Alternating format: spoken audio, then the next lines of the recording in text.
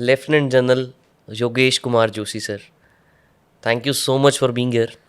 मैं लोगों को ये बताना चाहता हूँ कि जो भी इंट्रोडक्शन आपके बारे में करूँगा वो कम ही होगा, बहुत छोटा होगा, क्योंकि जितनी उपलब्धियाँ आपने हासिल की हैं सर, वो बहुत काबिल तारीफ़ हैं और कमाल की हैं। और नेशन और हमारी कंट्री के लिए जो उसका कंट्रीब्यूशन रहा है, जो उसका इम्पैक्ट रहा है, उसके लिए सर बहुत बहुत शुक्रिया आपका। Thank you for being here sir, thank you Thank for you, Nitin. Accepting. Thank you. It's a pleasure to be here and talking to you. Thank you so much sir. मैं थोड़ा सा लोगों को बता देता हूँ। आप रिटायर लास्ट जब हुए थे from the army, specific role जो मैं बोलूँगा, वो आप रिटायर हुए थे as a northern army commander. And उससे पहले का अगर आपका बैकग्राउंड दूँ, जो ऑपरेशन विजय, जिसके बारे में सारी दुनिया को पता है, Kargil war, peak 5140, 4875, Tololing, ये सब जो पीक्स को कैप्चर किया गया था, उसके कमांडर उस टाइम पे बटालियन के आप थे सर। जो रियल चाणक्य जिसको हम बोलते हैं, जिनके ऊपर शेरशाह मूवी भी कैप्टन विक्रम बत्रा के सैक्रिफाइस के ऊपर बनी है, तो कैप्टन विक्रम बत्रा जिनको रिपोर्ट करते थे, जो रियल चाणक्य थे, वो आप हैं सर। आपको सर इतने सारे मेडल्स और वीर पुरस्कार मिले हैं, जिसके बारे में मैं थोड़ा सा ऑडियंस को बताना चाहूँगा सर। परम विशिष्ट सेवा मेडल, उत्तम युद्ध सेवा मेडल, अति विशिष्ट सेवा मेडल, वीर चक्र, सेना मेडल एंड विशिष्ट सेवा मेडल। उसके अलावा भी बहुत सारी उपलब्धियाँ होंगी जो शायद हम यहाँ पे मेंशन ही नहीं कर पा रहे होंगे। But thank you for your sacrifices, thank you for your contribution to the nation sir. Thank you. Thank you, Nitin. Like I said, it's a pleasure to be here and talking to you. And all the decoration that you mentioned, किसका जो श्रेय जाता है, credit जाता है to the troops जी that I commanded. It is all their hard work, their bravery, and as a result of which I am or I was where I was before I retired, and at the position that I am today. It's thanks to my battalion, 13 Jacarif, which I commanded during the Kargil War. Correct sir. But ये बहुत अच्छी बात बोल रहे हैं sir आप। आपकी मैं बुक पढ़ रहा था, हु डेयर्स विन। उसमें इनफैक्ट आपने एक जगह पे ना ये बात भी बोली है, और मैंने एक पैटर्न देखा कि जब भी कहीं पे भी कोई वॉर, चाहे वो टोलो लिंक को कैप्चर करना था, चाहे वो रॉकी रॉकी वॉर्म जो बोलते हैं वो आपने कैप्चर किया, चाहे पीक 4875, 5140, हर इंस्टेंस के बाद आपने एक चीज़ ये बोली थी उसके अंदर कि जो भी हुआ टीम की वजह से हुआ, जो भी किया मेरे ट्रूप्स ने किया। बल्कि हमें पता है बुक के अंदर बहुत सारे एनेक्डोट्स हैं जो पढ़ के समझ में आता है कि आपने खुद इतने सैक्रिफाइसेस और इतना कुछ किया था। इनफैक्ट एक बारी तो आपने खुद भी मिसाइल फायर की थी, जब आपके लोग डर गए थे कि कंपनी कमांडिंग ऑफिसर अब फायर करेंगे क्या मिसाइल्स खुद से। तो ये कहना बहुत हम्बल एक कैरेक्टर दर्शाता है कि आप इतनी आसानी से ये बोल देते हो कि जो किया उन्होंने किया। Actually this is a fact. The Indian army में एक जो बटालियन है, इन्फेंट्री बटालियन या आर्टी रेजिमेंट है या कोई आर्मर्ड रेजिमेंट है, we are like a family, and the whole battalion works like a clockwork fashion, and everybody has a role to play, and if somebody does not do his particular job, so then the whole battalion will not succeed in that operation, especially in battle. जैसे जो हम हमले के लिए जाते हैं तो एक मोटर प्लेटून है, वो गोलाबारी कर रही है। जैसे ही मोटर प्लेटून डेंजर एरिया में हमारे ट्रूप्स आ जाएंगे और वो mortars, we call it, we lift the mortars and the mortar stop firing. उसके बाद मीडियम मशीन गन्स फायर शुरू करती हैं, एंड जब वो मीडियम मशीन गन के हम क्लोज हमारे ट्रूप पहुंच जाते हैं तो फिर मीडियम मशीन गन भी फायर करना बंद कर देती है। फिर जो रॉकेट लॉन्चर्स जो साथ गए हैं वो फायर करते हैं to keep the enemy's head down, और फिर ट्रूप्स फाइनली असॉल्ट करते हैं, ग्रेनेड फेंकते हैं और कैप्चर करते हैं। तो इसमें अगर पूरी टीम में कोई भी अपना रोल अगर ठीक से ना प्ले करे तो पूरी battalion will not succeed in that attack, in that operation. और ये तो मतलब मैंने बताया कि जो आगे कर रहे हैं काम, पीछे logistics, ammunition, ration, heavy weapons, ये भी लोग जो हैं, जो अनसंग हीरोज़ होते हैं, they are providing from behind, because of which the troops जो हमला करने जा रहे हैं वो हमला कर सकते हैं, क्योंकि पीछे से ये पूरा सपोर्ट भी होता है। तो पूरी बटालियन जो है, it has to work like a team, and the credit goes to them. While I may make a plan, पर क्रेडिट तो हर बंदा अपना रोल प्ले कर रहा है in that team to succeed, to get 13 JAKRIF to top of 4875 और 5140। Right sir. शायद इसीलिए आपने एक बार जब आप ट्रेनिंग पे गए थे तो आपके साथ कुछ इंस्टेंसेस होते थे कि पूरी जो टीम जो ट्रेन हो रही है, जब आपने स्टार्ट ही किया था, इंडक्शन के टाइम पे बोल देते हैं उसको, जब आपने स्टार्ट किया तो किसी ने भी अगर गलती की थी तो सज़ा पूरी बटालियन को मिलती थी, पूरी टीम को मिलती थी।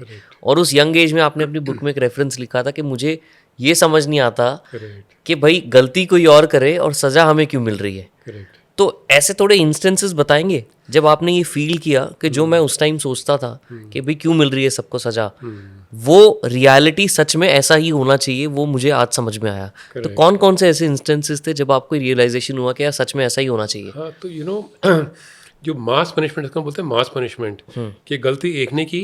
जैसे मान लो जब हम इंडिया में ट्रेनिंग कर रहे थे तो मैं किलो स्क्वाड्रन में था, और लेट्स से मेरा जो डिवीजन था, किलो स्क्वाड्रन में 3 डिवीजन होती हैं, 31, 32, 33 if I remember correctly, kilo squadron में थी।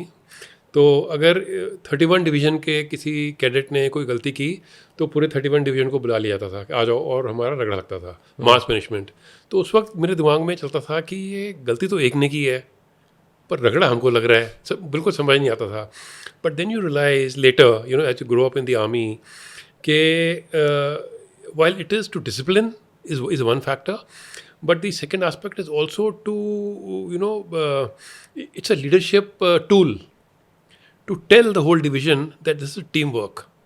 अगर फलाने कैडेट ने गलती की है तो it is the responsibility of the whole division to ensure कि वो गलती नहीं होनी चाहिए थी। Because in combat if one person does a mistake, अगर मोटर प्लेटून वाले ने कोई गलती कर दी, करेक्ट रेफरेंस नहीं डाला और अपने ट्रुप से फायर कर दिया, तो then the whole unit, a large number of people can suffer because of that. So the team has to work together to succeed. So it is a leadership tool to make you understand that you are working as a team. You're not an individual soldier or individual cadet. अगर आप गलती करोगे तो पूरी team को सफ़र करना पड़ेगा। ये हमको एनडीए से ही ट्रेनिंग मिलनी शुरू हो जाती है, which relies in the Kargil war. Right. कि अगर एमएमजी वाला ठीक अपना वो डेटा नहीं लगाता है और ठीक जगह फायर नहीं करता है, तो at night he may be firing into the own troops. So nobody can afford to do a mistake. So that is one leadership tool to make you understand, to make you accountable as a team. And second thing also is that when you go through hardships together, there is a very strong bonding. जब इकट्ठा सबको झगड़ा लगता है ना, तो that is you realize later, but उसमें bonding हमारी जो है ना बहुत स्ट्रांग हो जाती है, उस प्लेटून की, उस सेक्शन की, उस कंपनी की, और एनडीए में उस डिवीजन की है, बहुत स्ट्रांग बॉन्डिंग हो जाती है। So that is the reason why this mass punishment used to happen during training in academies. तो कोई ट्रेनिंग के टाइम पे ऐसा कोई इंस्टेंस याद है जब किसी ने गलती की और आप सबको सज़ा मिली हो? हाँ, कई बार there actually so many instances which happen. कोई जो मेजर इम्पैक्टफुल हो, जो आपको याद हो, मतलब बहुत ज़्यादा दिमाग पे छपा हो वो चीज़? ऐसा तो कोई नहीं है, but we used to find it very odd कि वो जैसे हमारा सुबह फॉलन हो रहा है अपना, every morning you have something called a fall in where the whole squadron gets together, और वहाँ पे हमारी फिर मॉर्निंग ऑर्डर्स पास होते हैं, then we have NDA prayer which is done, and then you break off to and go for your classes. तो सुबह अगर मेरी प्लेटून का कोई कैडेट टाइम से नहीं आया है, तो आफ्टर लंच जो क्लासेस के बाद वो डिवीजन कमांडर पूरी प्लेटून को बुलाता था, वो हमारे 1 घंटा रखा लगता था। So such instances to happen, then we used to tell everybody कि तुम टाइम से पहुंच जाना, 5 मिनट पहले पहुंचना, नहीं तो हमको सबको रगड़ा लगेगा। So that is where that bonding also comes, that understanding comes, and so these kind of instances happen a lot. Class में लेट पहुंचे तो पूरी क्लास को इंस्ट्रक्टर ने बुला लिया, बाहर आ जाओ, और bench stretch 100 bench stretch and रगड़ा, सबको इकट्ठा लग रहा है। आया लेट एक है। So that is where that team spirit and that bonding and understanding that the whole team has to work together, that happens. जबकि अगर मैं आपकी गहराई समझने की कोशिश करूं, जो इतने सेक्रीफाइसेस, इतने टेररिस्ट काउंटर ऑपरेशंस आपने रन किए हैं, इतने लोगों को अनफॉर्चुनेटली अपने साथ मरते आपने देखा है, वो सैडनेस अपने चेहरे पे कैसे रोक देते हो आने से सर आप? आई don't no, may be it's in my DNA। And in fact NDA, अभी आपने बताया तो मुझे ध्यान आ रहा है कि एनडीए में मुझे कई बार पनिशमेंट मिली है, और मेरे साथ मेरे प्लेटून को भी पनिशमेंट मिली है कि वो मुझे ना बुला देते थे बाहर कि why you smiling, I said I am not smiling, He says, no, you are smiling. पूरा मेरे platoon को बुलाना सबको रगा लग रहा है. It happened many times. Okay. But maybe my face is such. But like you said, one has been through so much in these 40 years of service. But I also believe that, you have to have a good environment. As a leader, whether I'm a battalion commander or a division commander or army commander, it is very important to run a happy team. It's very important to have a good working environment. When you have a good working environment in your team, people work harder, people are more responsive, and the results are much better. So this is one very important aspect in my life, which I always try to follow. That people make mistakes. Everybody will make mistakes, but that does not mean कि आप उसको you sack him or you abuse him or to throw him out or whatever. A person who's working, वही mistake करेगा. Otherwise, somebody who's not working will not make mistakes, obviously. And a person who's working, he will take risks to do a job in a better manner, which I have to allow as a boss. Give him initiative, allow him initiative to think, and then you will have much better results. That is very, very important. So probably it's my nature to be like that. But sir आपने जैसे अभी instance बोला कि लोग गलती करेंगे because humans ही गलती करेंगे, बट गलती की गुंजाइश नॉर्मल सिविलियंस के केस में फिर भी समझ में आती है, बट आर्मी जहाँ पे बैटल हो रहा है वहाँ पे वो गलती करना बहुत भारी पड़ सकता है पूरी बटालियन के लिए, पूरी टीम के लिए, राइट? तो वो एक टीम की तरफ एक समझ में आता है कि जो आप टीम मास पनिशमेंट देते हो वो एक तरीका होता है उस चीज़ को इंस्टिल करने का कि आपने गलती की तो पूरी टीम सफ़र करेगी. बट कोई इंडिविजुअल अगर नहीं समझ पा रहा फॉर वट एवर रीजन्स, आप जैसे कह रहे हैं उसको सैक मत करो या मतलब डोंट टेक और don't abuse, so how do you handle those people in the army और even in a civilian manner? If you run a good team, and there are very few people who will make mistakes like this.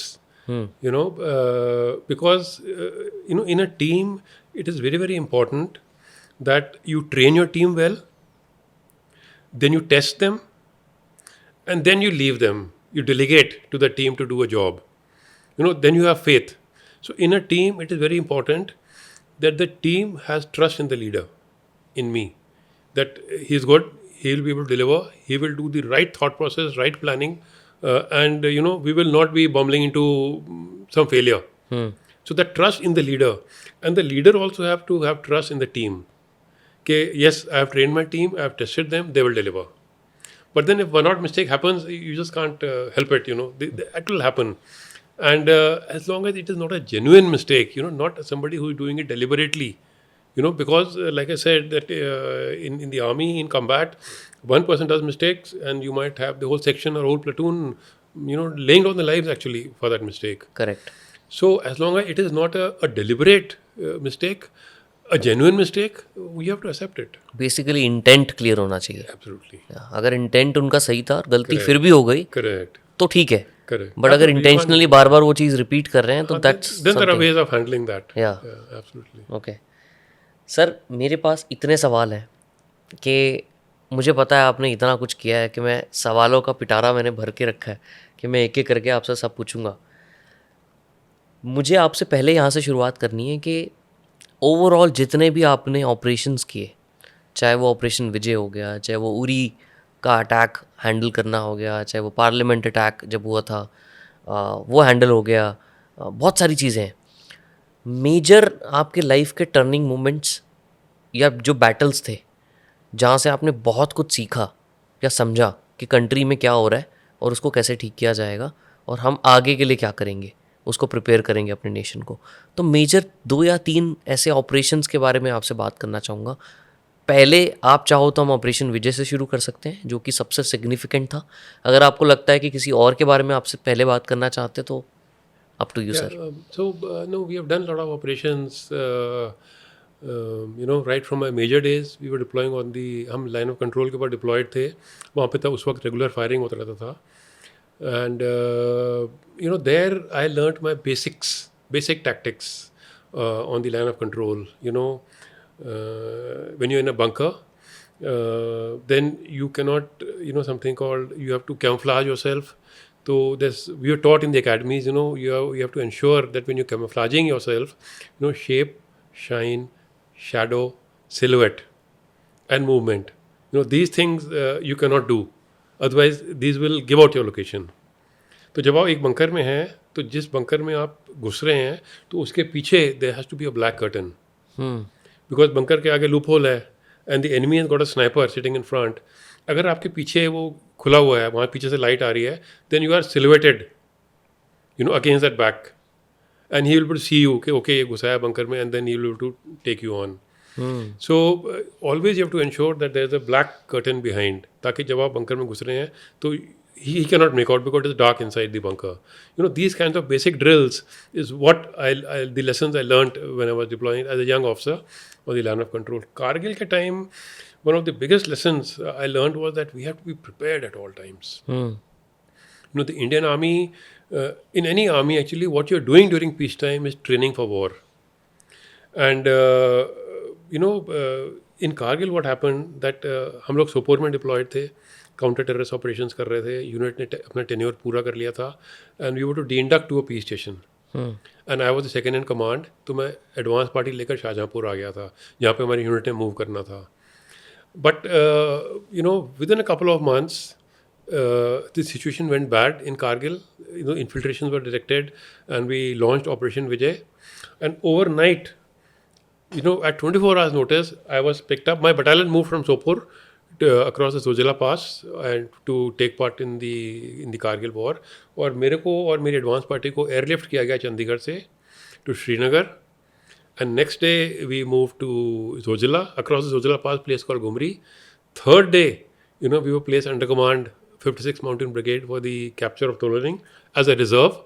And fourth day, I was sitting on top of Tololing. और उस वक्त तोलोलिंग पे heavy arty shelling हो रहा था. दुश्मन का fire आ रहा था 5140 से, और ऊपर एयरबर्स थे, गोले फट रहे थे. और मेरे लिए एक नाइटमेयर था कि मैं मतलब कहाँ आ गया. I was in swimming pool in Shahjahanpur, enjoying life. On the fourth day, I was sitting on top of Tololing. So that time I realized that at all times the Indian Army has to be prepared for war. That at a short notice, situation can change completely. So that was one of the biggest lessons that, I used to always tell my troops later. And once we de-inducted from Kargil also, then Parakram happened, Parliament attack happened. And again, overnight, we were mobilized from there and we went to the deserts. Overnight. We got orders today. The day Parliament attack happened, next day we mobilized. And we were sitting on the border. And we mobilized so fast, that we would have probably launched in the next couple of days into Pakistan again. That was the way we mobilized. So that, which paid, actually the lesson which we learned in Kargil, it paid during Parakram because we were prepared in all respects. Right.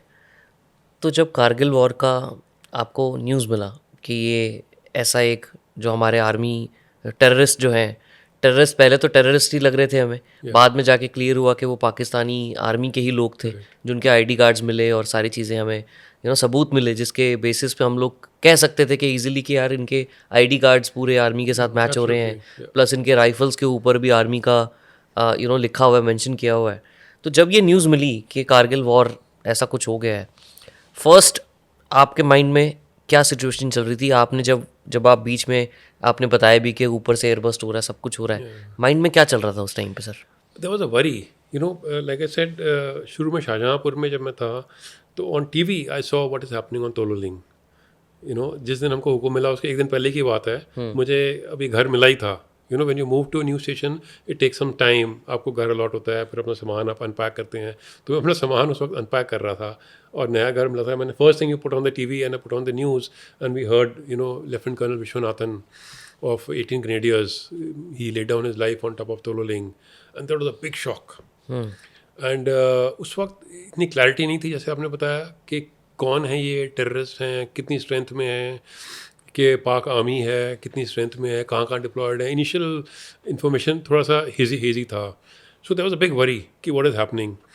And फिर जैसे मैंने बताया, we were mobilised and airlifted and we went to Gumri. Gumri में भी इतनी clarity नहीं थी. 10th of June 1999 is when I reached Gumri और I joined the battalion back. And so there was a little fear if I say that there was no fear, would not be right. Because the way casualties were coming, the way people were dying, the way arty shelling was going on, so there was little uncertainty. तो सबके दिमाग में तो था, मतलब डर था कि क्या है, क्या होने वाला है. Nobody wants to walk up into a hail of bullets and go and lay down their life. But then that is where the training comes in. That is where you overcome your fear with your training. So I always say that courage is not about not having fear. Courage is about not allowing fear to come into your into your path of doing your duty.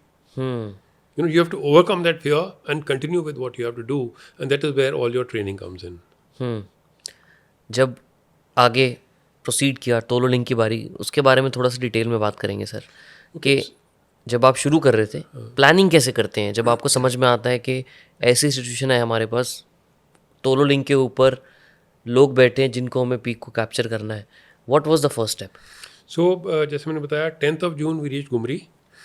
11th of June 99, 13 Jagrif, my battalion was placed under command 56th Mountain Brigade, which was in Dras, to be reserve for the capture of Tololing. We were reserved for the capture. You were reserved? Yeah. Acha. So 18 grenadiers had launched the attack earlier, and they were in close contact. They were halfway up Tololing. And then 2 Rajarif was launched to attack and capture Tololing. Colonel M.B. Ramindranath, who was my squadron ke Kilo squadron ke hain. I mean, he's no more, God bless his soul. Later he died. So he was the commanding officer. And 12th of June, 2 Rajarif launched the attack for the capture of Tololing. We were in Dras. कि अगर 2 राजरिफ ठीक से capture नहीं कर पाती है या उनको सक्सेस नहीं मिलता है, तो फिर 13 जाकर would have been launched. But 12th of June, 2 Raj Rif captured Tololing, and 13th of June we were ordered to move up to Tololing and then capture the features ahead, which was the area of Hump complex on the Tololing ridge and then point 5140. तो हमने भी concentrated in Dras on the 12th of June. And the same night 2 Rajarif attacked. When in fact 2 Rajarif का जब attack गया तोलोलिंग के ऊपर, तो हम लोग नीचे द्रास पे ऐसे रोड पे बैठे हुए थे रात को. सारे ऑफिसर्स थोड़ा, we were little spread out obviously because arty shelling was going on, and we watched the attack on Tololing go in front of our eyes actually. And so next day morning we were told to move up, and so 13th of June morning, with my company commanders and the battalion, we climbed up and reached Tololing after about 16-17 hours of climb. Early morning on the 14th. 16-17 घंटे लगातार climb किया. वो इसलिए क्योंकि Tololing के बाद जैसे मैंने बताया रॉकी नॉब और हम्प था, which was with the enemy, and then 5140. Tololing is 4590. मैं उनकी हाइट बता रहा हूँ from the mean sea level in meters. 4590. Then Hump was actually a little lower, and then 5140 meters. So he was able to dominate and see the entire area. जहाँ से हम चढ़ रहे थे, जो लोग 5140 पे बैठे हुए थे, पाकिस्तानी बैठे हुए थे, and they were firing on us on Tololing and Rocky Hump. On Tololing and Hump and Rocky Knob complex, and so therefore हमारा movement बहुत slow था. So firing की वजह से slow था ही. Plus in the high altitude areas, movement is as it is very slow. Lack of oxygen, sub-zero temperature. You have to acclimatize, troops have to acclimatize, and the movement becomes, much more slower when you're carrying your heavy weapons, arms, ammunition, logistics, ration. तो और भी movement slow हो जाता है. So that is how it took us so much time to reach the top. But ऐसे time पे कैसे अपने आप को डिफेंड करते हो सर, जब पता है कि ऊपर से कोई अटैक कर रहा है? आप ऊपर होते तो अलग अलग सिचुएशन होती है. करेक्ट. जब सामने वाला ऊपर है, करेक्ट, तो they obviously have an upper hand. They have upper hand, right. So how do you defend? उस टाइम पे डिफेंड कैसे कर रहे थे आप लोग? So when you move, then we were moving on to the reverse slopes. Okay. Which is not visible to 5140. But some areas were open, which we had to, tactically crawl and then move and then come back into the reverse slope.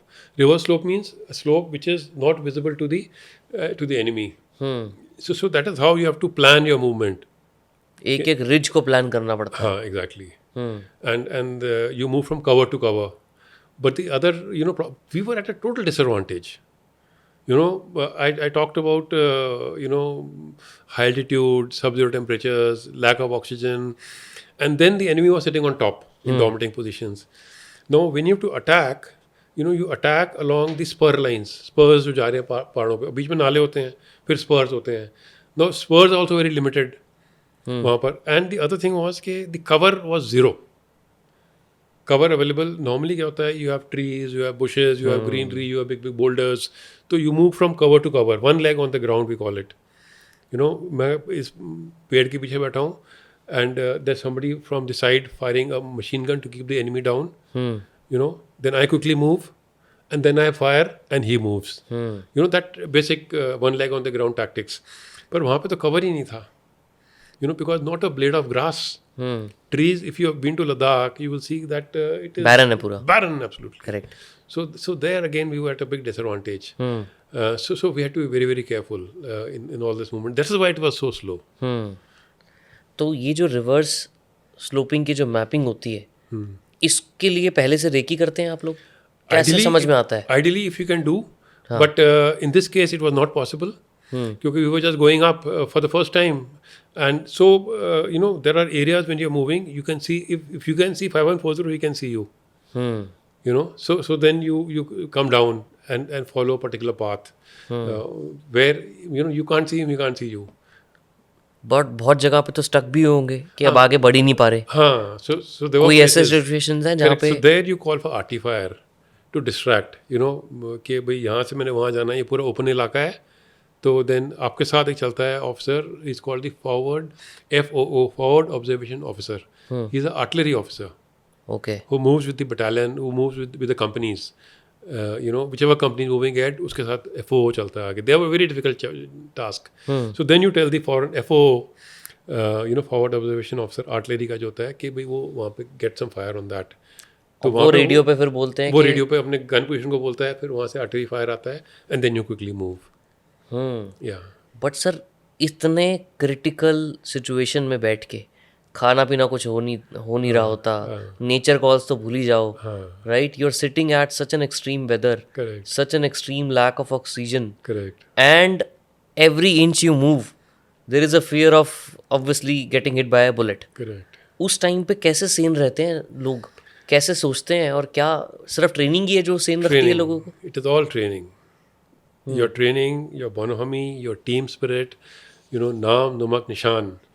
You know, name of your section, platoon, company. You know, कि मेरी company, मेरा section, मेरा platoon, मेरी battalion. पलटन के नाम पर लोग जान दे देते हैं. You know, so it is all about that. It is all about self-respect, जो इज्जत. You know, you know, it is for the name of the battalion. You know, a person will just lead on Die. his life. Yeah, absolutely. कि पलटन का नाम बदनाम नहीं होना. Name की बात कर ही रहे हैं, मुझे समझना है कि ये जो नाम होते हैं 13 जैक राइफल, 8 ग्रेनेड, ये नाम कैसे रखे जाते हैं सर? ये you know, we have in the infantry, I'll just talk about the infantry. Infantry में there are regiments, large number of regiments. You know, Jammu and Kashmir Rifles, Sikh Regiment, Punjab Regiment, Sikh Lai Regiment, Grenadiers, Gadwal, Gurkhas. So these are based on the battalions from where the troops come from. जैसे Jammu and Kashmir rifles, हमारे regiment में troops आते हैं Jammu area से, डोगराज, हिमाचल से और कुछ पंजाब से. एंड इन सम बटालियंस हमारे कुछ गुरखास भी हैं, some battalions. So these are Jammu and Kashmir rifles regiment. Garhwal अगर रेजिमेंट है तो उसमें सारे गढ़वाली ट्रूप्स होते हैं, you know, from Uttaranchal and all that. जो सिख रेजिमेंट है उसमें पंजाब के सिख्स होते हैं, like that. Now these are regiments. तो हर रेजिमेंट में बटालियंस होती हैं, 1 2 3 4, अब 22-23 पलटनें होती हैं. पलटन बोलते हैं हम. अच्छा. या बटालियन. तो ये हर रेजिमेंट में बटालियन होती हैं. तो मेरी बटालियन थी 13 जम्मू एंड कश्मीर राइफल्स. अच्छा. तो 13 जम्मू एंड कश्मीर राइफल्स में जो ट्रुप्स हैं हमारे, वो जम्मू, हिमाचल, कुछ पंजाब से, इसी इलाके से आते हैं. अच्छा. So there is you know, a unity, a bonhomie, a recognition, and you know, bonding amongst the troops because they come from a similar background. So that is how we have these. इसीलिए ज़्यादातर Jammu and Kashmir में कोई भी operation हो तो यहीं के लोगों को लिया जाता है, ऐसा भी रीज़न होता है? नहीं, ऐसा नहीं होता. ऐसा नहीं है. तो किस बेसिस पे डिसाइड किया जाता है कि ये तो 13 हर जैक? बटालियन हर जगह जाती है। अच्छा। या मैं जब पलटन ज्वाइन की थी तो नागालैंड में थे हम, 13 जैकरेफ नागालैंड में थी, फिर जयपुर आई, फिर हम जम्मू एंड कश्मीर में गए, उसके बाद भुज गए। तो ऐसे मतलब इट कैन गो एनीवेयर। तो गुरखा और Sikh regiment they can go anywhere, Siachen glacier, Ladakh, कहीं भी जा सकते हैं। अच्छा, हाँ, इट इज़ नॉट प्योरली कि भाई जो जहाँ के ट्रुप्स हैं वहीं पे ऑपरेट वो वहीं पे करेंगे। ऑपरेट करेंगे। It doesn't happen like that. Okay okay. But काफ़ी डिबेट चलती है सर कि गुरकाज में ये खूबी होती है, जैक राइफल्स में ये खूबी होती है। बोला भी जाता है कि गुरका कमांडर्स आर डेडली। ऐसे कुछ कुछ हमने हाँ, ये इंस्टाग्राम पे भी ट्रेडिशंस देखे हैं। हैं कुछ पलटनों के। हाँ, और तो कोई ऐसा भी, मैं आपसे वापस इंटरप्ट कर रहा हूँ, सॉरी, कोई ऐसी बटालियन भी है जो स्टैंड आउट करती है? कोई रीज़न है वो स्टैंड आउट करने का? no, we all have our traditions and cultures. हाँ। अब 13 जैकरेफ stands out after Kargil. हम्म। कहीं भी मैं कहीं भी जाता हूँ अभी भी after retirement when I go to army headquarters some time there are youngsters who recognise me के he was CO 13 JAKRIF and मैं तो ऐसे छाती चौड़ी करके चलता हूँ wherever I go. Two Panavi Chakras, bravest of the brave, 37 gallantry awards. We have, carved our name in history Right. of the Indian Army. So now 13 Jackraff, wherever it goes, they cannot fail. They cannot fail. They cannot fail. They cannot do anything wrong. And this fact that we are the bravest of the brave, we are Vikram Batra, Sanjay, Paramveer Chakra, 2 PVCs in one operation, ये इतना motivate करती है हमारे जवानों को कि anywhere they go they put in 200% of what a normal person would do. So this tradition, this name, it carries you through anywhere. So that's what it is. अब मैंने क्या किया 13 जैकरेफ में, आफ्टर हम नीचे लखनऊ आए वापस कारगिल के बाद, हमने एक विक्रम बत्रा हॉल बनाया है।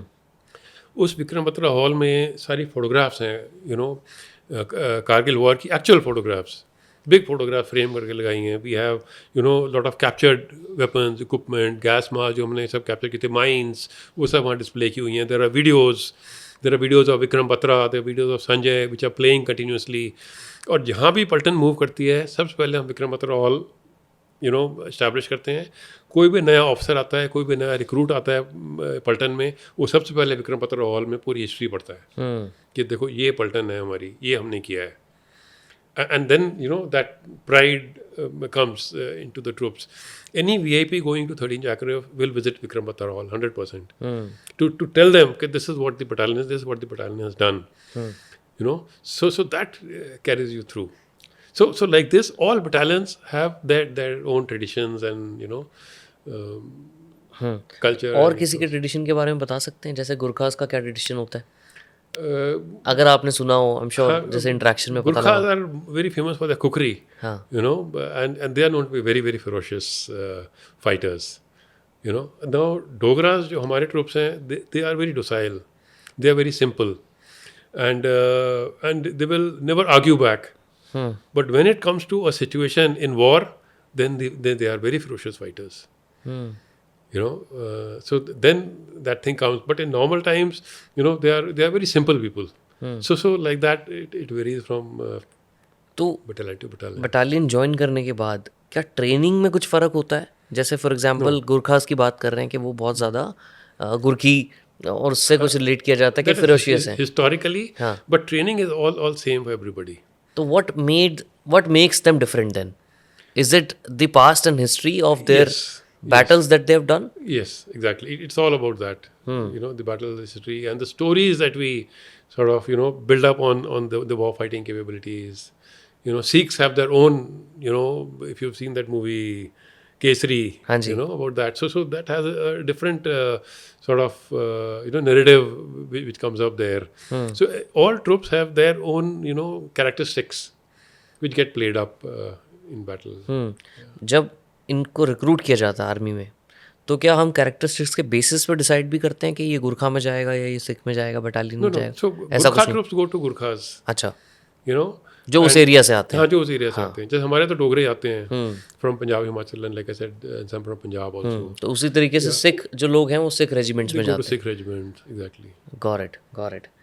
सर, तोलो लिंक पे आप पहुंच गए थे, राइट? अब तोलो लिंक से जाने से पहले भी बीच में बहुत बारी सिचुएशन हुई थी। एक तो डॉक्टर वाला इंस्टेंस मुझे याद है कि आपने जस्ट किसी को बोला ही था कि यहाँ से उठ जाओ और उठते ही वहीं पे फायरिंग हुई थी, right? It was like a split second का डिफरेंस ही था, शायद 50 मीटर भी आप आगे नहीं गए थे।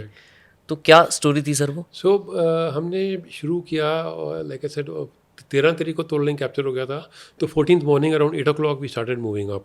हाँ, तो मैं था, मेरे साथ मेरा डॉक्टर था, captain that time captain Rajesh Adhao, और radio operator. You know we were 3 together and rest the companies were following. तो at some stage you know we were in the front, because मेरे लिए बहुत ज़रूरी था कि मैं जाकर जो सीओ ऊपर बैठे हैं तोलो लिंक के ऊपर, colonel Kushal Thakur, CO 18 grenadiers, कि उनके साथ मैं दिन में you know at the earliest I want to go and meet him and link up with him. So we were moving little ahead, but after some time you know it was so tiring, you know 14-15 घंटे in that altitude continuously चलना, दुश्मन का fire आ रहा है, artillery फट रहा है, you know it plays up not only on your physical but also on your mental thing. You also talked about that. तो एक जगह पे राजेश ऐसे बैठ गया पत्थर पे कि सर अभी तो मैं we need a break and I can't move ahead. So I don't know what came to my mind. You know, it is destiny. Sometimes, you know, there is some hand which is playing its role also. I just caught him. I said, no, let's go. We'll move a little ahead and then we'll sit down. Why I said that, you know, why it happened, I have no answer. But I just, you know, caught him, and Mohan, जो radio operator था, तो मेरे साथ ही चल रहा था. And we just moved ahead from that stone. 50-60-75 metre जितना भी हम गए होंगे, and suddenly a round came and artillery, you know, bust हो गया वहाँ पे। enemy round. And then Rajesh looked at me. We didn't talk, but you know I could see in his eyes कि आपने सर आज जान बचा ली मेरी, you know. And I also smiled, but you know I didn't know कि ये क्या हुआ, क्यों हुआ, या किसका हाथ था भगवान का कि हम बच गए। अगर वो बैठता मैं भी बैठ जाता वहीं पर, you know. So these so many instances I can quote like this that happened. Much later, you know, I was firing a missile from point 4875 to a place called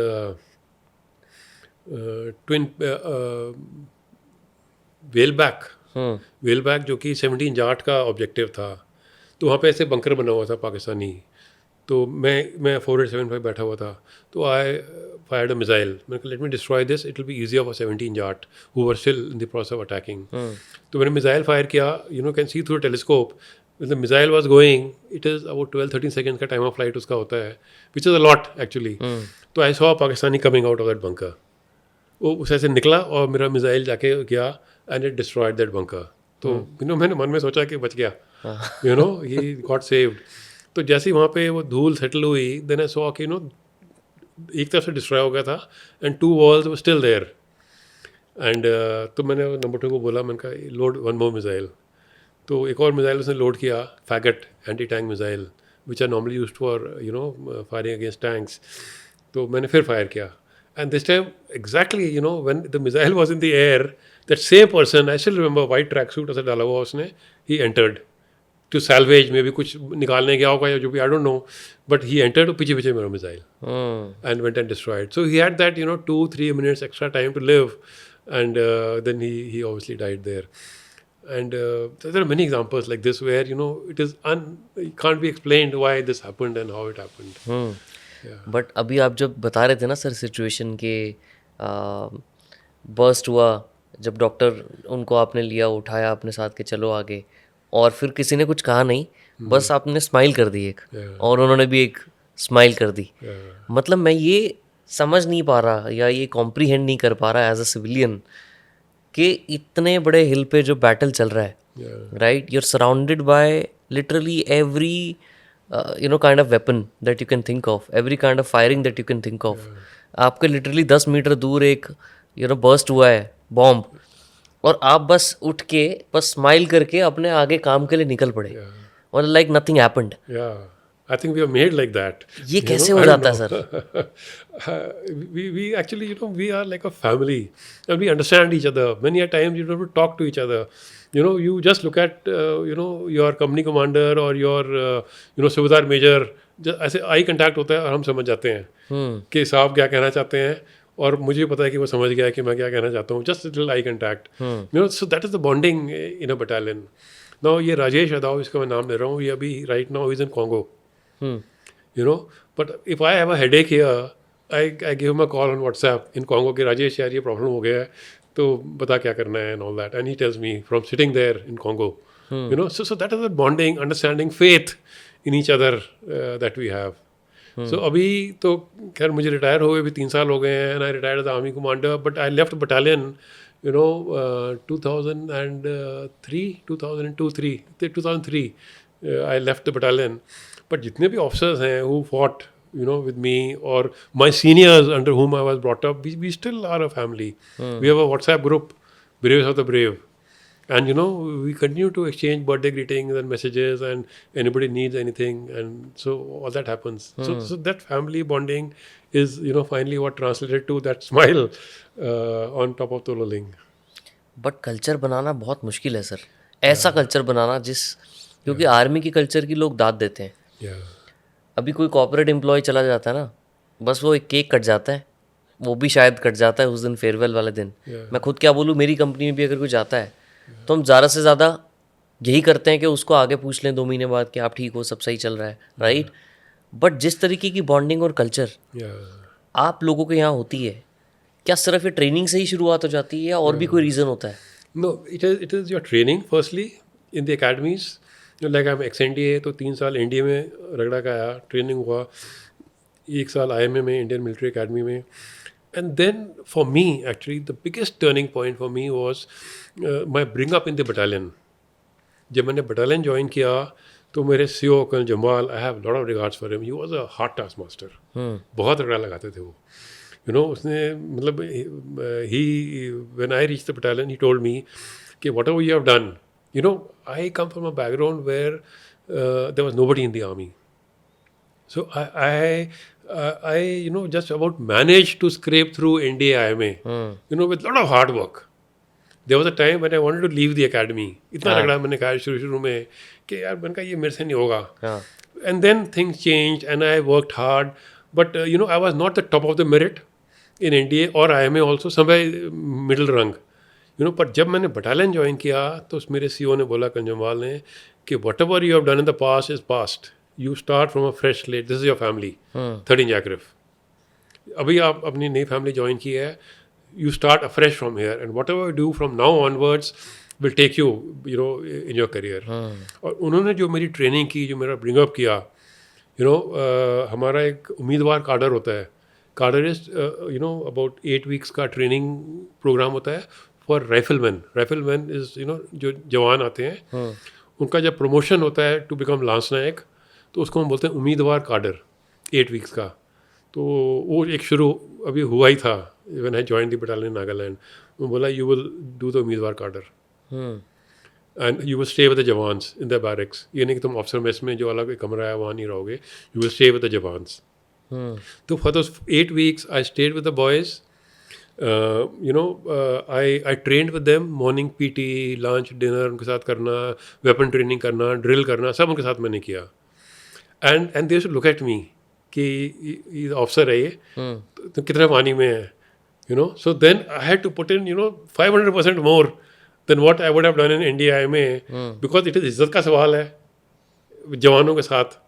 You know, I have to prove myself there. Right. And then my things improved drastically. You know, my weapon drill, अपना assemble करना, weapon को खोलना जोड़ना. You know, I still remember Mukhtar. I am in touch with him. He was also going for a course. You know, हवलदार मुख्तियार था, वो भी course के लिए, वेपन कोर्स के लिए जा रहा था, और मैंने बायोस के लिए जाना था. And हम दोनों की ट्रेनिंग इकट्ठी होती थी. And he was also very good. He later also he went as instructor, as a JCO. I think he was instructor in infantry school. तो हमारा मुकाबला होता था. And you know, I used to take so much pride when I used to beat him in that खोलना जोड़ना weapon and fault finding, etc. and all that. So मेरा जो है turning point was in the battalion, जो training मेरा वहाँ पे हुआ पलटन में, and I was a changed man actually. जब आप ये जम्वाल सर की बात बता रहे थे ना, तो उन्होंने कुछ तो ऐसा शायद कहा था या आपने ऐसा परसीव किया था जिसके बारे में आपने बुक में लिखा है, और आपने वो चीज़ बताई है कि जो पहले हो गया वो हो गया. Correct. अब जो है वो यहाँ से शुरुआत होगी. Correct. उसको इस तरीके से कुछ मेंशन किया गया था कि आप एक नई बहू की तरह हो, एक नए घर में आए हो. अब आपको इस घर के तौर तरीके करेक्ट समझने पड़ेंगे और इसको अडॉप्ट करना पड़ेगा। करेक्ट मेरा सवाल सर यहाँ आ जाता है कि आजकल का जो जेनजी यूथ है जो बहुत ट्रेंड में, जिसकी हम हर जगह पे बात करते हैं, उनको चाहिए फ्लेक्सिबिलिटी, उनको एक अपने तरीके से काम करना है, वर्क प्लेस एनवायरनमेंट अच्छा होना चाहिए, कल्चर होना चाहिए। बट आर्मी का एक तरीका है काम करने का, एक डिसिप्लिन है, एक रिगर है, एक अप्रोच है लाइफ को लेके, वॉर को लेके, बैटल को लेके, माइंडसेट को लेके। आपको लगता है कि जो आजकल जेनजी जो ऑडियंस आ रही है, जो यूथ आ रहा है, ये आर्मी अडॉप्ट कर सकता है इसको? the army can adopt what they are doing. Know these They Gen Zs, should adopt. हाँ, Adapt. Yeah, so it is very important to adapt. Adaptability is very, very important these days. Because the situation continuously changes, the environment continuously changes. So if you are not thinking on your feet, if you're not adapting, you will be left out of the race. जो पहले लोग आते थे आज से 10 साल पहले army में रिक्रूट्स आते हैं नए, अब जो आ रहे हैं नए, कुछ फर्क दिखता है? They are more aware. Aware of? Aware of everything, the worldly matters, what is happening all over the world, what is happening in the armies of the world, and they are also aware of their promotion prospects. That what I must do, I must work hard here and do this. So, and the intelligence quotient, the technical quotient is much, much higher. Because they all are using, Gadgets. gadgets, smartphones and laptops, which was not there earlier. So their adaptability to, let's say, firing of a missile is much faster. Because there are a lot of technicalities involved when you fire a missile. It's wire-guided missile. You're looking through a telescope. Then you are, giving it correction en route. Or when you're training on the simulator. Or when you're, let's say, flying drones or swarms. So all that is now the troops who are more technically qualified are able to adapt to much, much easier and faster. But ज़्यादातर लोग जो perform करते हैं या जिनको medals मिलते हैं या जिनका एक इम्पैक्ट नज़र आता है, क्या वो रूरल बैकग्राउंड से होते हैं या अर्बन बैकग्राउंड से होते हैं? Yeah, so in the infantry battalions, our troops are all from rural background. अच्छा, Troops are all from rural background. Mostly ये होता ही यही है। Yeah, हम तो ऑब्वियसली हायरिंग में, रिक्रूटमेंट में ऐसा कुछ वो नहीं करते difference, correct. But by default ज़्यादातर रूरल के लोग ही Yeah, आते हैं। troops are from rural background. क्यों ऐसा क्या है सर? क्यों ऐसा है अर्बन के लोग नहीं आ पा रहे? No, urban can come. Come, but they don't Yeah. Come usually. So they have more opportunities. People from urban, let's say, they are more ambitious. They want to, let's say, you're talking about Jawans. जी, Yeah, so Jawans are mostly from the rural background. background. Yeah. But क्या अलग खाते हैं वो, क्या करते हैं कि नहीं ऐसा कुछ नहीं है. It's open to anybody from the urban background also coming. Open तो है, Yeah. बट ज़्यादातर लोग जितने भी हम लोग देखते हैं वो ज़्यादातर रूरल बैकग्राउंड के होते हैं। हाँ, majority are from rural background, but there are large number who are from urban background as well. I have never sort of identified in this manner, but let's say urban background, if you say, let's say Pathankot, proper Jammu, तो इनके troops तो हैं हमारे पास. While the other villages which are, let's say, surrounding Pathankot, वहाँ से भी हैं, but if you say Pathankot is urban, Jammu, so यहाँ के troops भी हैं हमारे पास, absolutely. जब भी मैं सर ट्रैवल करता हूँ ना, मैं हाईवे पे निकलता हूँ कभी, तो मुझे सुबह सुबह 4 बजे हरियाणा के जवान भागते हुए नज़र आते हैं। आर्मी की तैयारी कर रहे होते हैं या आर्मी वो होते हैं। Yeah. हरियाणा में ऐसा क्या खास है कि लोग यहाँ के बहुत ज़्यादा आर्मी को लेके मतलब एक कमिटमेंट शो करते हैं अलग? अच्छा, no, it's everywhere actually. Punjab, Haryana, people are very keen to join the army. हाँ, So I don't know what way or where you have noticed this, but everywhere, people are very keen to join the army. It's a big attractive, proposition for people of Haryana and Punjab to join the army. But कुछ खान पान जैसे हम बोलते हैं ना हरियाणा में, Let's गांव say, में, Haryana, we say wrestlers सारे हरियाणा के हाँ, होते हैं, हाँ. something like that. So no, troops are from everywhere actually. Yeah. कुछ ऐसा अलग पैटर्न नज़र नहीं आया ऑब्जर्व करने की, इसकी परफॉर्मेंस इस स्टेट के जो लोग आते हैं हाँ. उसकी परफॉर्मेंस में कुछ अलग होता है, No. ऐसा कुछ कभी फील नहीं हुआ? नहीं. Yeah. ओके सर, हम तोलोलिंग पहुंच गए। मैं वापस एक्चुअली वो पूरी स्टोरी तो कवर करना ही चाहता हूँ, साथ में थोड़ी थोड़ी चीज़ें और पूछता जा रहा हूँ। Okay. हम तोलोलिंग पहुंच गए, अब तोलोलिंग कैप्चर कर लिया था ऑलरेडी, आपने वहाँ पे जाके दूसरे कैप्टन जो कमांडिंग ऑफिसर थे उनसे मिले, राइट? अब उसके बाद की सिचुएशन क्या हुई सर, वहाँ से क्या हुआ? So आफ्टर दैट 18 ग्रेनेडियर्स जिस दिन हम रात को पहुँचे और मैं सीओ के पास पहुँचा, ये 14 तारीख की सुबह तकरीबन 3-3:30 बजे की बात है, when I reach finally and सुबह 3-3:30 बजे? हाँ, मतलब सुबह 8 बजे के चले हुए इन द एक दिन मॉर्निंग। पहले 8 बजे के चले हैं और या अगले दिन सुबह 3:30 बजे पहुंचे या वहाँ, पूरी रात ट्रैक करते हुए। Exactly, absolutely. और जब हम ऊपर पहुंचे तोड़लिंग के ऊपर, तो we walk through a enemy mine field. There were areas where Pakistan had laid a minefield on top of Tololing. तो उसके लिए colonel Kushal Thakur had sent a guide who was waiting when, जब इंसिडेंट हुआ राजेश अदाओ के साथ, आर्टिशियल वाला, after some time then that guide was there. वो हमको लेकर गया, उसने बोला कि साहब जहाँ मैं पैर रख रहा हूँ वहीं पैर रखना, we are going through enemy mine field. And I was so tired that I was sort of not bothered कि मैं कहाँ पैर रख रहा हूँ कहाँ नहीं रख रहा हूँ। मैंने उसको ऐसे डंडा पकड़ा हुआ था and I was literally walking on threes, एक हाथ नीचे, तो मतलब इतने थक गए थे that altitude। पर वो फिर मैं खींच खाच के then we went to colonel Kushal Thakur and early morning जैसे पाव फटी और सूरज निकला वहाँ पे, मतलब at that altitude the sun rises very early। तो 4 बजे की बात होगी मेरे ख्याल। somebody gave me a mug of tea and then when I looked around, I saw the mortal remains of I think 7 or 8 soldiers of 18 grenadiers around me, and they had died the same night in arty shelling. And that was a big shock, when I saw, and that was my first exposure to Kargil war in a way, कि what lies ahead for me. So and then 18 grenadiers de-inducted, and then we were then ordered to capture the portion of Hum complex. Partially again 18 grenadiers captured that, the balance, then Rocky Knob, and then 5140. So that task was given to us. Immediately आपको बोल दिया गया था कि आप commanding officer हो? हाँ, वो ऐसा सिचुएशन हुआ था कुछ? हाँ, exactly. So immediately when this happened, I got a call from the General Officer Commanding General Mohinder Puri on the radio set, which I was again quite surprised कि GOC मेरे से क्यों बात करना चाह रहे हैं। And then he said कि भाई your CO is not well, he has to be evacuated, and you are the commanding officer. And मेरा तो मतलब सिर घूम गया, because commanding officer is a lot of responsibility in war. You are planning, you are ordering your troops into battle, and on your orders, now people will be laying down their lives. It's a huge responsibility in battle.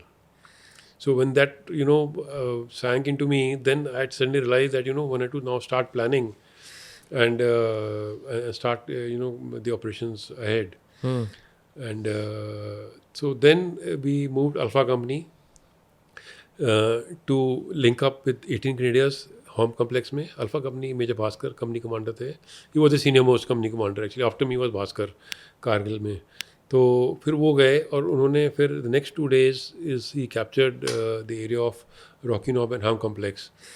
उसमें कितना आसान था ये करना? It was very difficult again, and we had so far not captured anything. That was the first attack and it was very important for us to succeed there.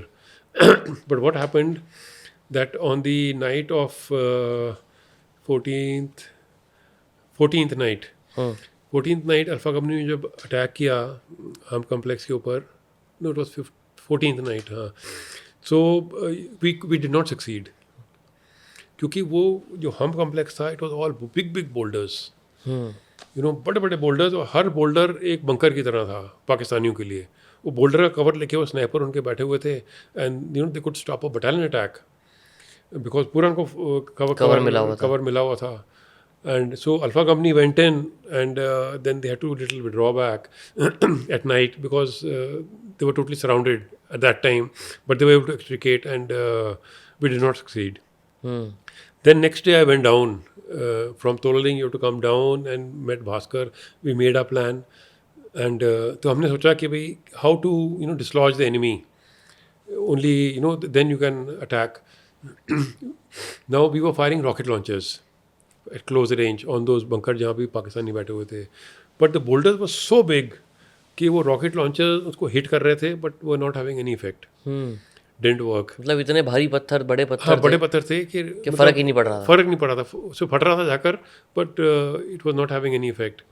तो हमने क्या किया, we can fire air burst.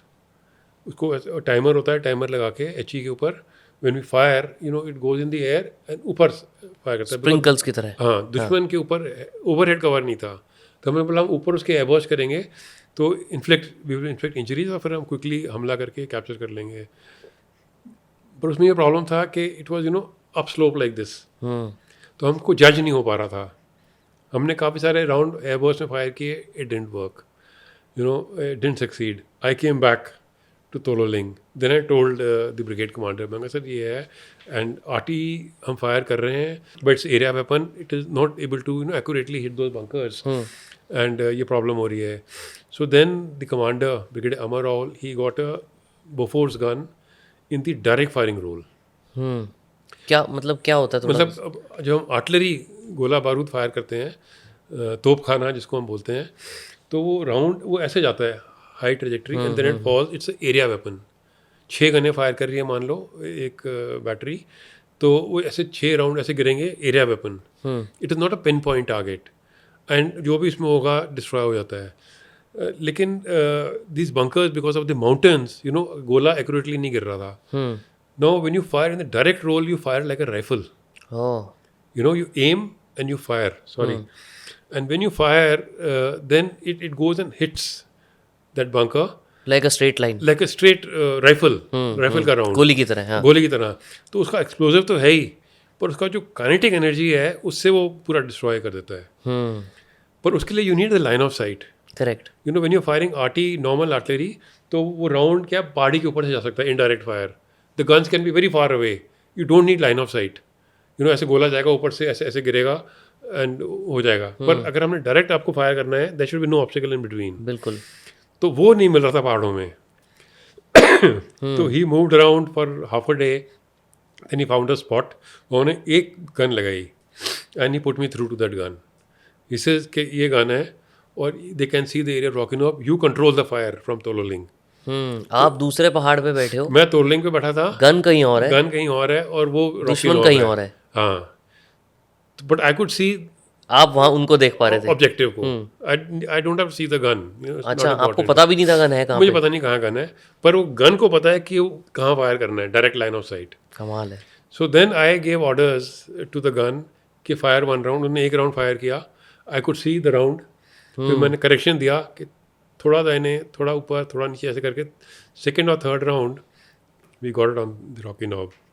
Sir ये मतलब इसको picture से कम कहना तो बहुत ही छोटी बात हो जाएगी कि किस तरीके से विजुअलाइजेशन जो होप मैं कर पा रहा हूँ कि आप किसी और जगह पे बैठे हो, वहाँ पे भी फायरिंग हो रही है, या दुश्मन कहीं और बैठा है किसी और हाइट पे, किसी और लोकेशन पे, किसी और कंस्ट्रेंट पे, और उसके पास इतने एडवांटेजेस हैं, गन कहीं और है, करेक्ट, और आप वहाँ से बोल रहे हो कि अब गन चलाओ, और गन वहाँ जाके लग रही है, और कोर्स करेक्शन कर रहे हो, करेक्ट, और फिर इम्पैक्ट हुआ। करेक्ट। एंड 1 राउंड, 1 राउंड की जरूरत थी, 1 राउंड बोफोर्स का उस पर लगा, and that was blown to smithereens. I immediately told Bhaskar कि अब जाओ। कि this is the time, move. It was day time, 17th of June, I still remember. And Bhaskar alpha company ने अटैक किया।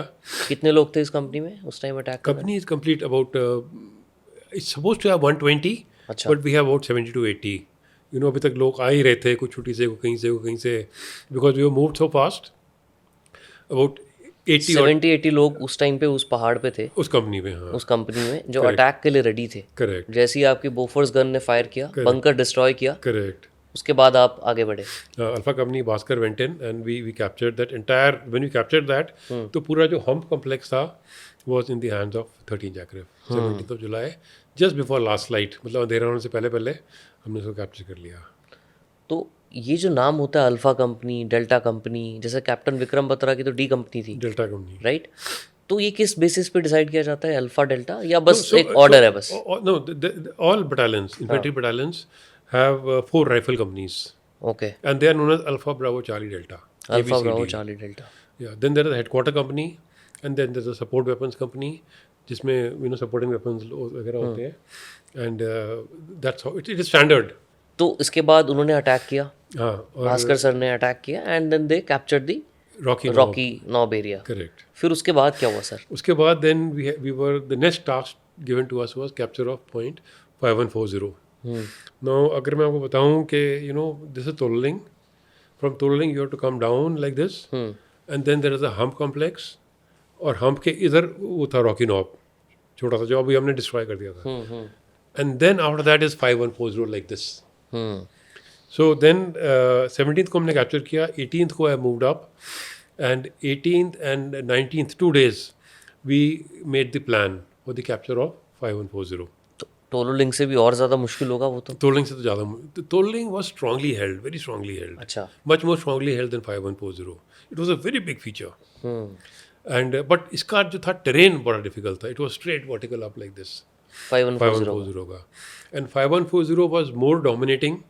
It was dominating not only Rocky Knob and Hump but also Tolling and also Dras, national highway 1 alpha का, मतलब 15-16 kilometre जो वहाँ पे बैठा हुआ था, वो वहाँ से आर्टिलरी फायर ये वो वगैरह, वो रोड ब्लॉक कर रहे थे नेशनल हाईवे का। करेक्ट। जो काफ़ी मूवीज़ में रेफरेंस दिया गया है कि दुश्मन पहाड़ पे बैठा है और वो रोड ब्लॉक कर रहा है, Correct. वो ये 5140 ही था। हाँ, वो 5140 था। तोललिंग भी था, Tololing also was on Dras, on you know the highway.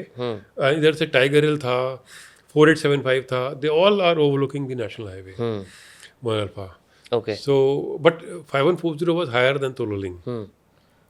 तो फिर हमने क्या किया, 18th और 19th को हमने पूरा बिल्डअप किया आगे।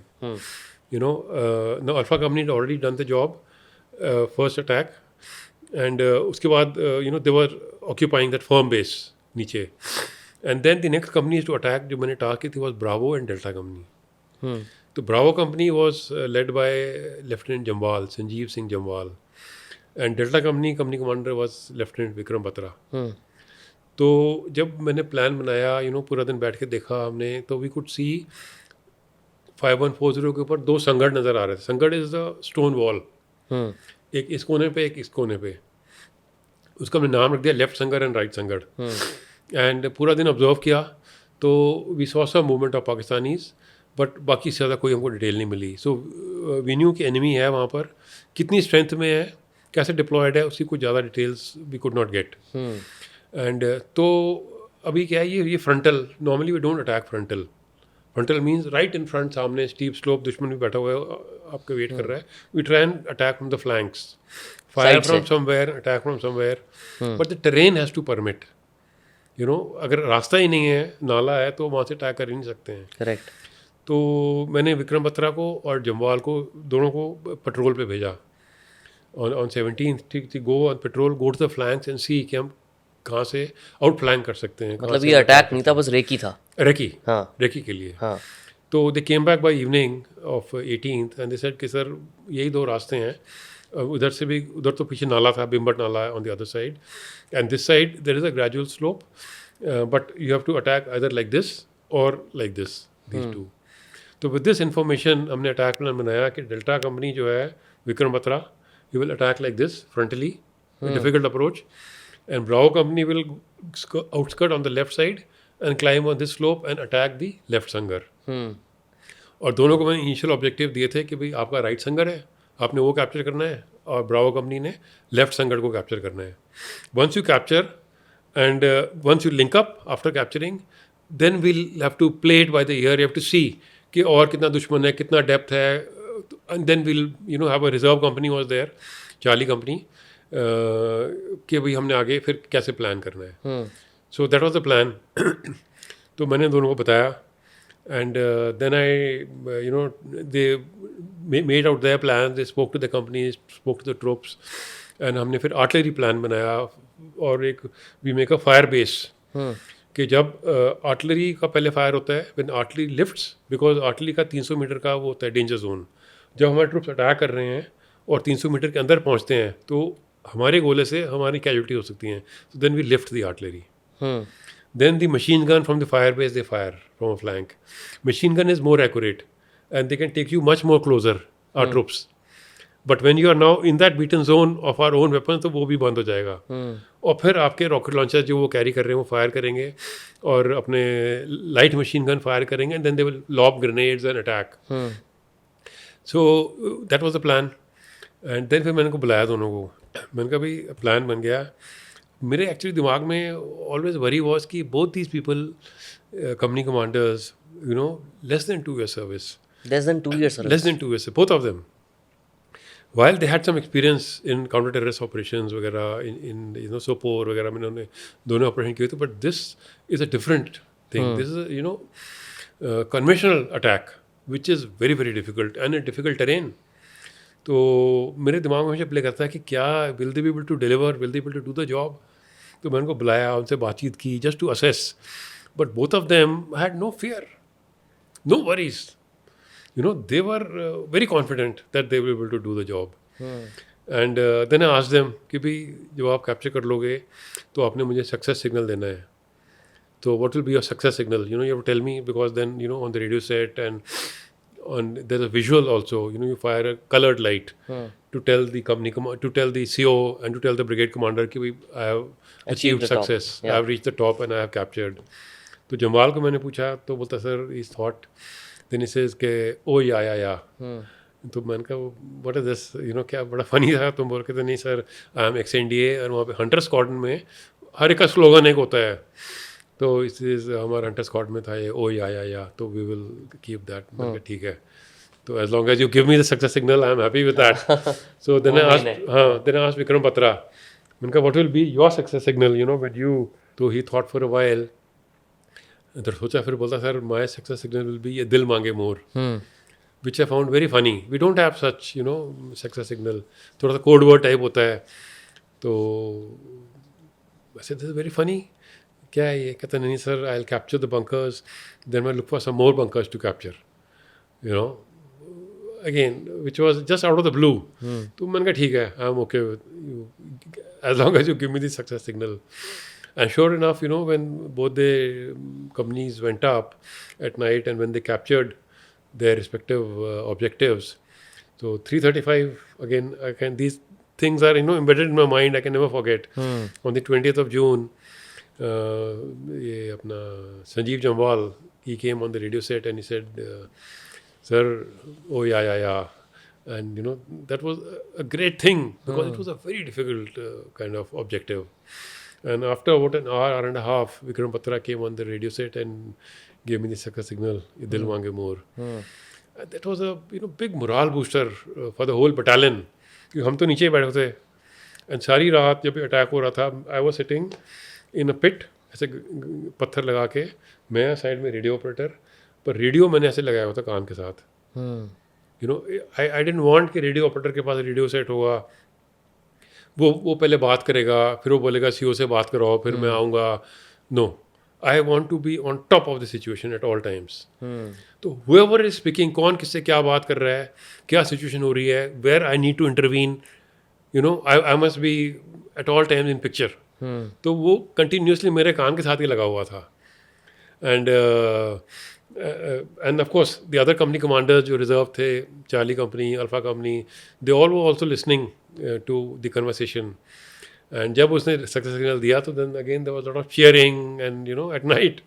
But it was big morale booster for all of us. दुर्गे माता की जय की जय की जय. तीव्र तेरा तीव्र तेरा तीव्र तेरा.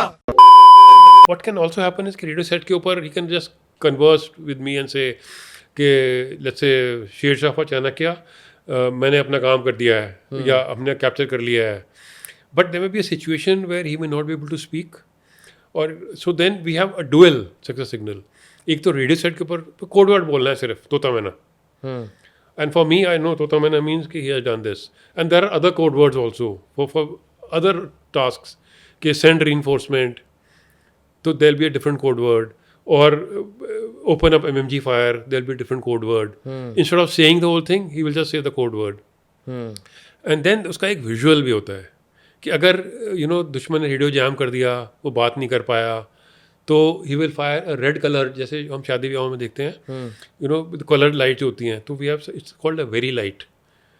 Small इतना सा होता है, ऐसे pen shaped. उसमें वो कलर डालते हैं, मतलब उसमें राउंड डालते हैं and fire. So there's a huge red light. So red over red, 2 red fire किए, तो I know what it means. If he fires red over green, I know what it means.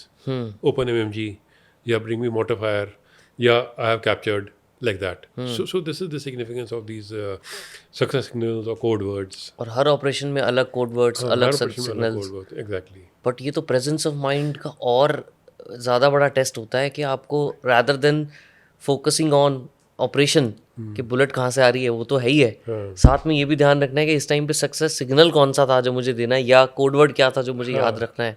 और ज़्यादा difficult काम होता है हमारे No, it's not difficult. We remember. मतलब मैं अपने हिसाब से तो बोलूँगा, मुझे तो ये याद नहीं रहता कि कल क्या किया था. तो मैं तो समझने की कोशिश कर रहा हूँ कि भाई जब वहाँ इतने बैटल फील्ड में खड़े हो उस टाइम पे ये सब सोचना भी कितनी बड़ी बात होती है. Yeah. It's very tiring, it's very difficult. It's not so difficult actually. हाँ, आप आसानी से बोल पा रहे हो सर ये बात. अच्छा, तो उन्होंने वो चीज़ कैप्चर की एंड सक्सेस सिग्नल दिया, ये दिल मांगे मोर. Correct. उसके बाद का क्या नज़ारा था वहाँ पे? उसके बाद तो here in the fire base of course there was a lot of cheering and a lot of happiness and like I said, big morale booster, and it gives the battalion a lot of confidence. कि we can also do it, and 13 Jackery has achieved it and all that. So next day 21st को then from the fire base I along with the company commanders we all went up to see कि how difficult what is Peak it 5140 पे गए आप. 5140 के ऊपर fire base पे हम नीचे थे रोकिनॉव एरिया में, and then we went up. And in fact I am saying it so simply, पर आर्टिलरी तो दुश्मन की डिप्लॉयड थी. अभी मशीन गन फायर नहीं आ रहा है क्योंकि हमने कैप्चर कर लिया है, वहाँ से दुश्मन अभी नहीं है, लेकिन पीछे तो आर्टिलरी उनकी डिप्लॉयड है. तो आर्टिलरी फायर तो फिर भी ऑन ऑफ एक आधा राउंड बीच में वो फायर कर रहे थे. तो while I'm saying we just walked up and reached the top, but that time also actually we did suffer one casualty in the fire base. I think Rakesh he lost his life because Ati तो can continue because वो तो 5-6 kilometre पीछे से fire कर रहे हैं. और एक बार आपका टारगेट रजिस्टर हो गया, then you don't need somebody to observe and open fire. He knows कि हमने रॉकिनॉव कैप्चर किया है, हमारे ट्रुप्स तो वहाँ होंगे ही होंगे, तो वहाँ पे राउंड गिरा देगा, 2 राउंड गिरा देगा, हैरेसिंग फायर, और उसमें हमारी कैजुअलिटी हो जाती थी. So anyway, so then we climbed up on top, then we took stock of the whole area, and that is the time I saw कि इन्होंने 5140 के पीछे it was steep fall, रस्सियाँ लगाई हुई थी पाकिस्तानियों ने पहाड़ से नीचे उतरने के लिए. हाँ, भागने के लिए. अच्छा. So that speaks so much of the morale of the troops कि जिसने अपने भागने का रास्ता बनाया हुआ है वो क्या लड़ेगा. So quite a few of them who got a chance, we call it slithering, ऐसे रस्सी पकड़ के just slip down, उसको slithering बोलते हैं हम. वो slither करके they ran away. Whichever got a chance, the others who were there up front, they fought and they got killed.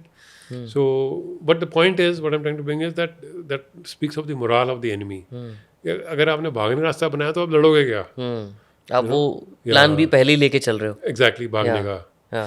And then we of course took a lot of photographs on top of 5140. It was a big achievement. So in fact I'll show you those photographs, and you'll see that steep wall behind 5140, steep fall, and from where some of them were able to escape and run away using the ropes. But अभी भी किस्सा ख़त्म नहीं होता है यहाँ पे.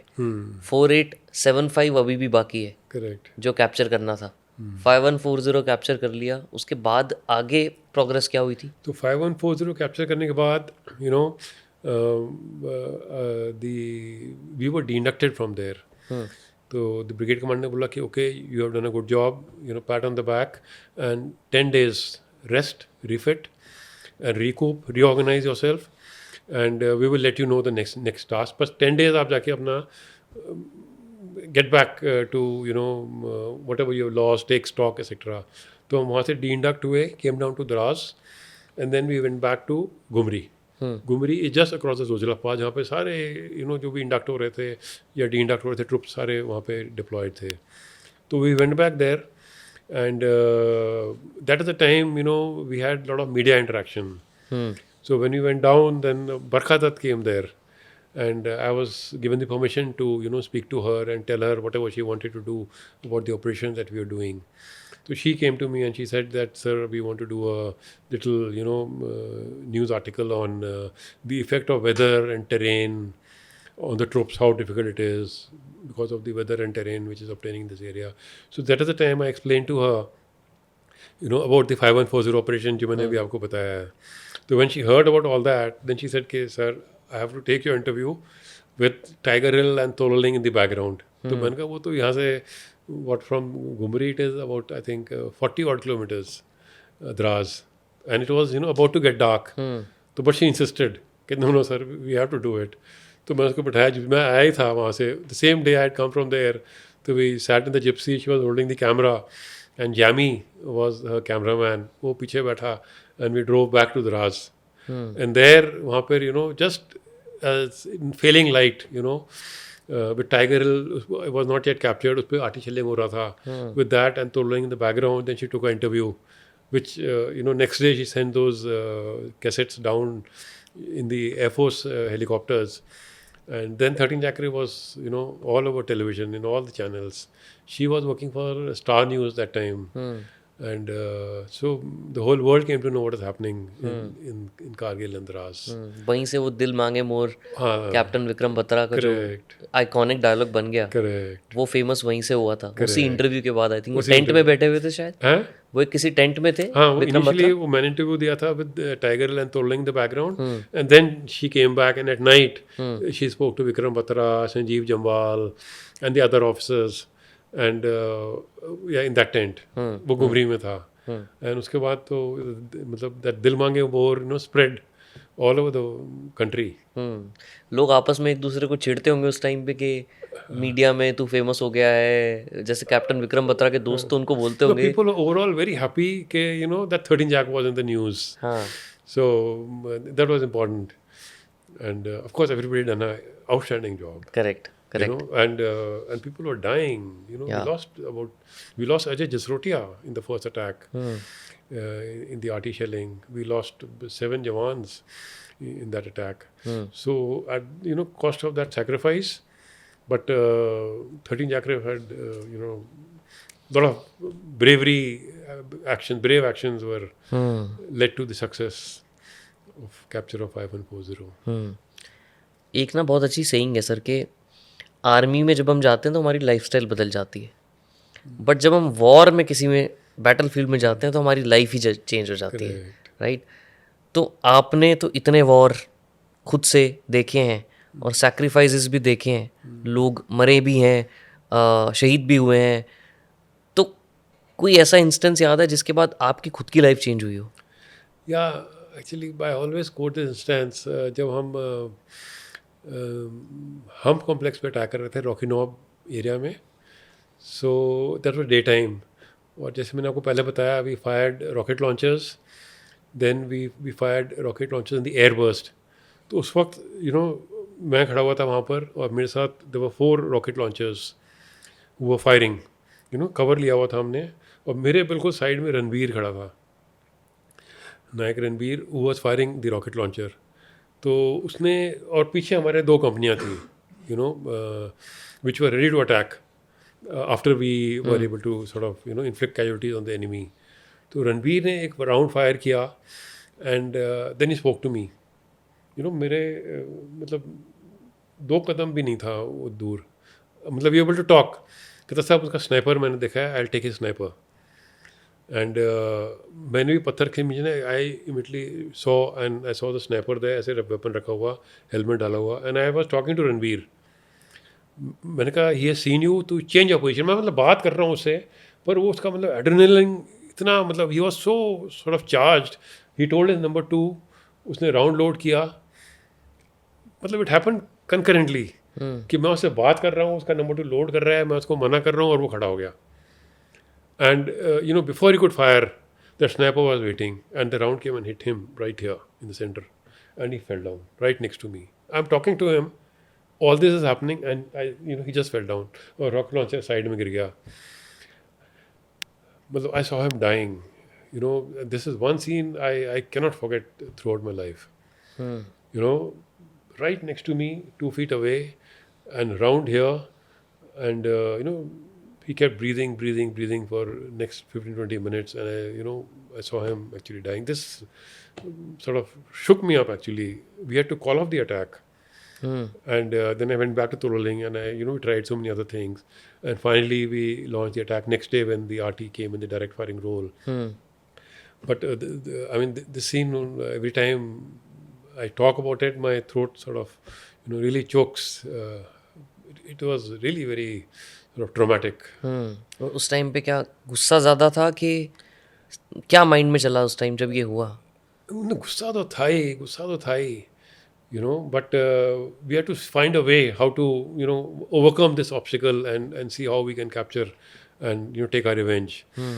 So all that comes to your mind, but the trauma of losing a person, right next to you, it could have been me. Correct, वो 2 इंच गोली इधर होती है अगर। मतलब कि नहीं, मैं तो खैर पत्थर के पीछे था, but when I peeped to see the sniper, he could have been sort of hit to read me. It could have been anybody actually. So that really sort of shakes you up in a way.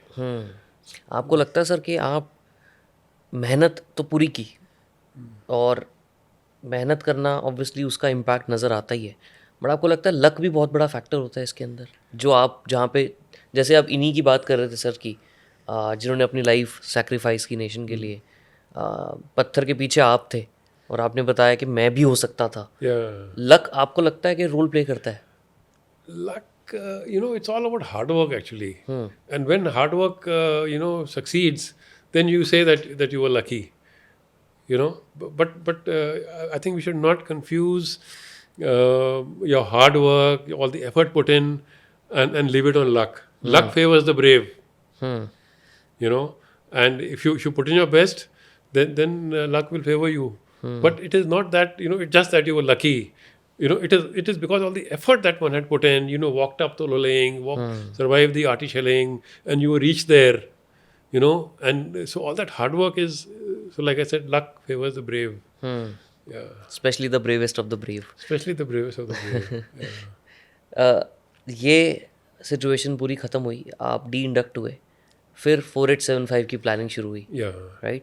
4875 कितना मुश्किल था compared to 5140? Yeah, 4875 was again very, very difficult because here the terrain was firstly very difficult. Like I said, कि Rocky knob और हम complex में boulders थे बड़े बड़े, पर इसमें जो था, इसमें बड़े बड़े बोल्डर्स नहीं थे। एक तो ग्रेडियंट ज़्यादा स्टीप था, more steeper than 5140, and it was very slippery, small stones, and जब हम चढ़ रहे थे उसके ऊपर, तो जो ऊपर चढ़ रहा है, बिकॉज ग्रेडियंट स्टीप है, उसने पत्थर को पैर लगाया तो पत्थर will start rolling down and start it hit the troops who are behind him. So that gave another big challenge to us. And 4875 was again a very, very huge dominating feature. It was held very strongly. After the attack, after the brigade attack, 79 Brigade ne capture kiya 4875. Whaleback and Twin Bump was the complete complex of 4875. 63, if I remember correctly, Pakistanis killed on the entire brigade complex. So, the enemy also realized the importance of 4875 because it was so dominating that it dominated, about 15 kilometers towards Dras in the Mashko Valley, 15 kilometers towards, over the Pandraz Ridge, towards Zojala Pass.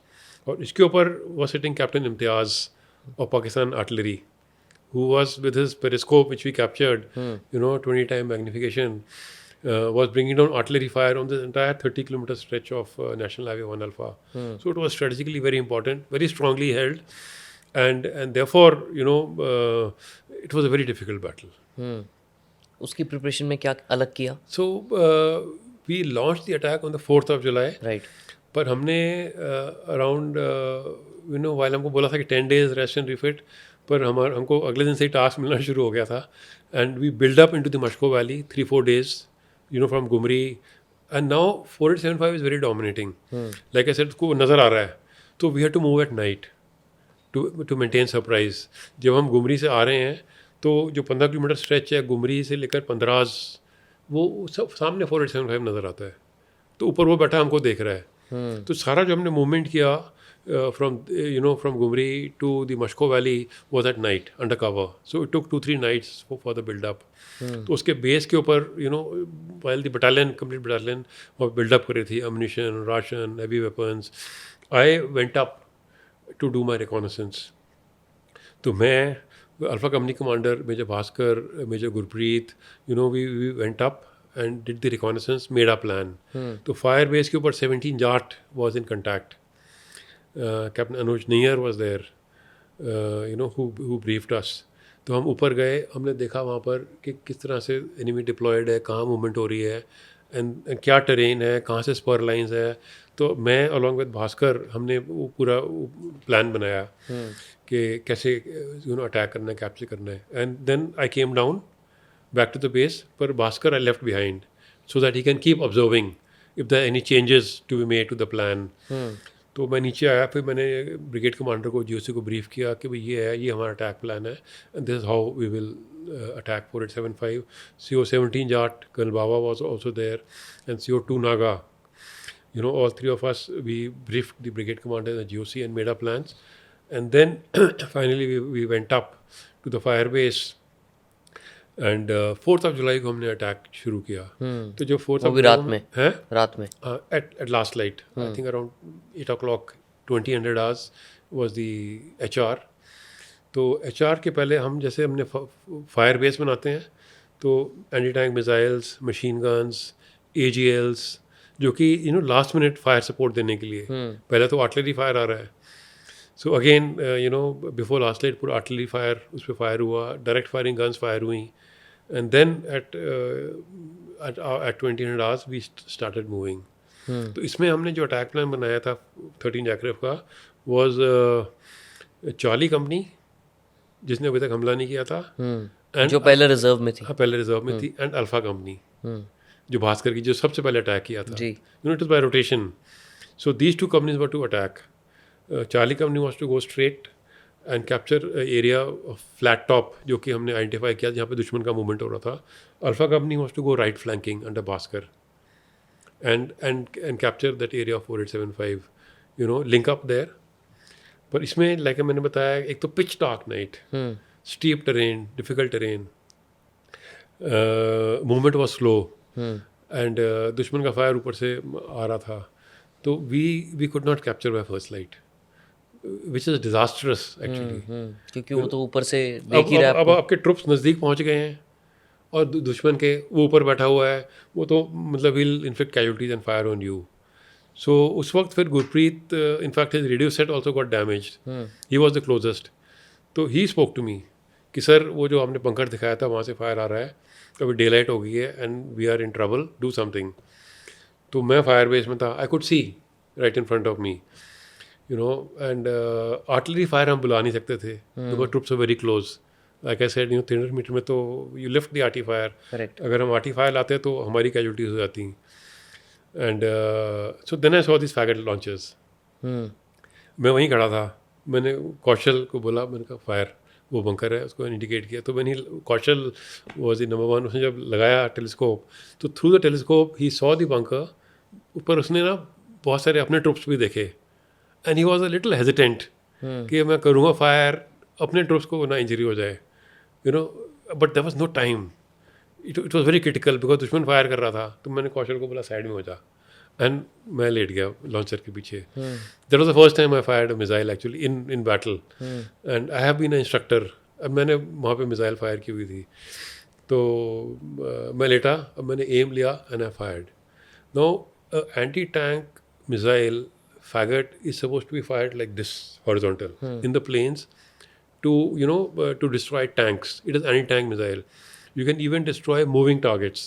Tank move कर रहा है, आपने fire किया, you keep giving correction, second generation, and you can hit the tank.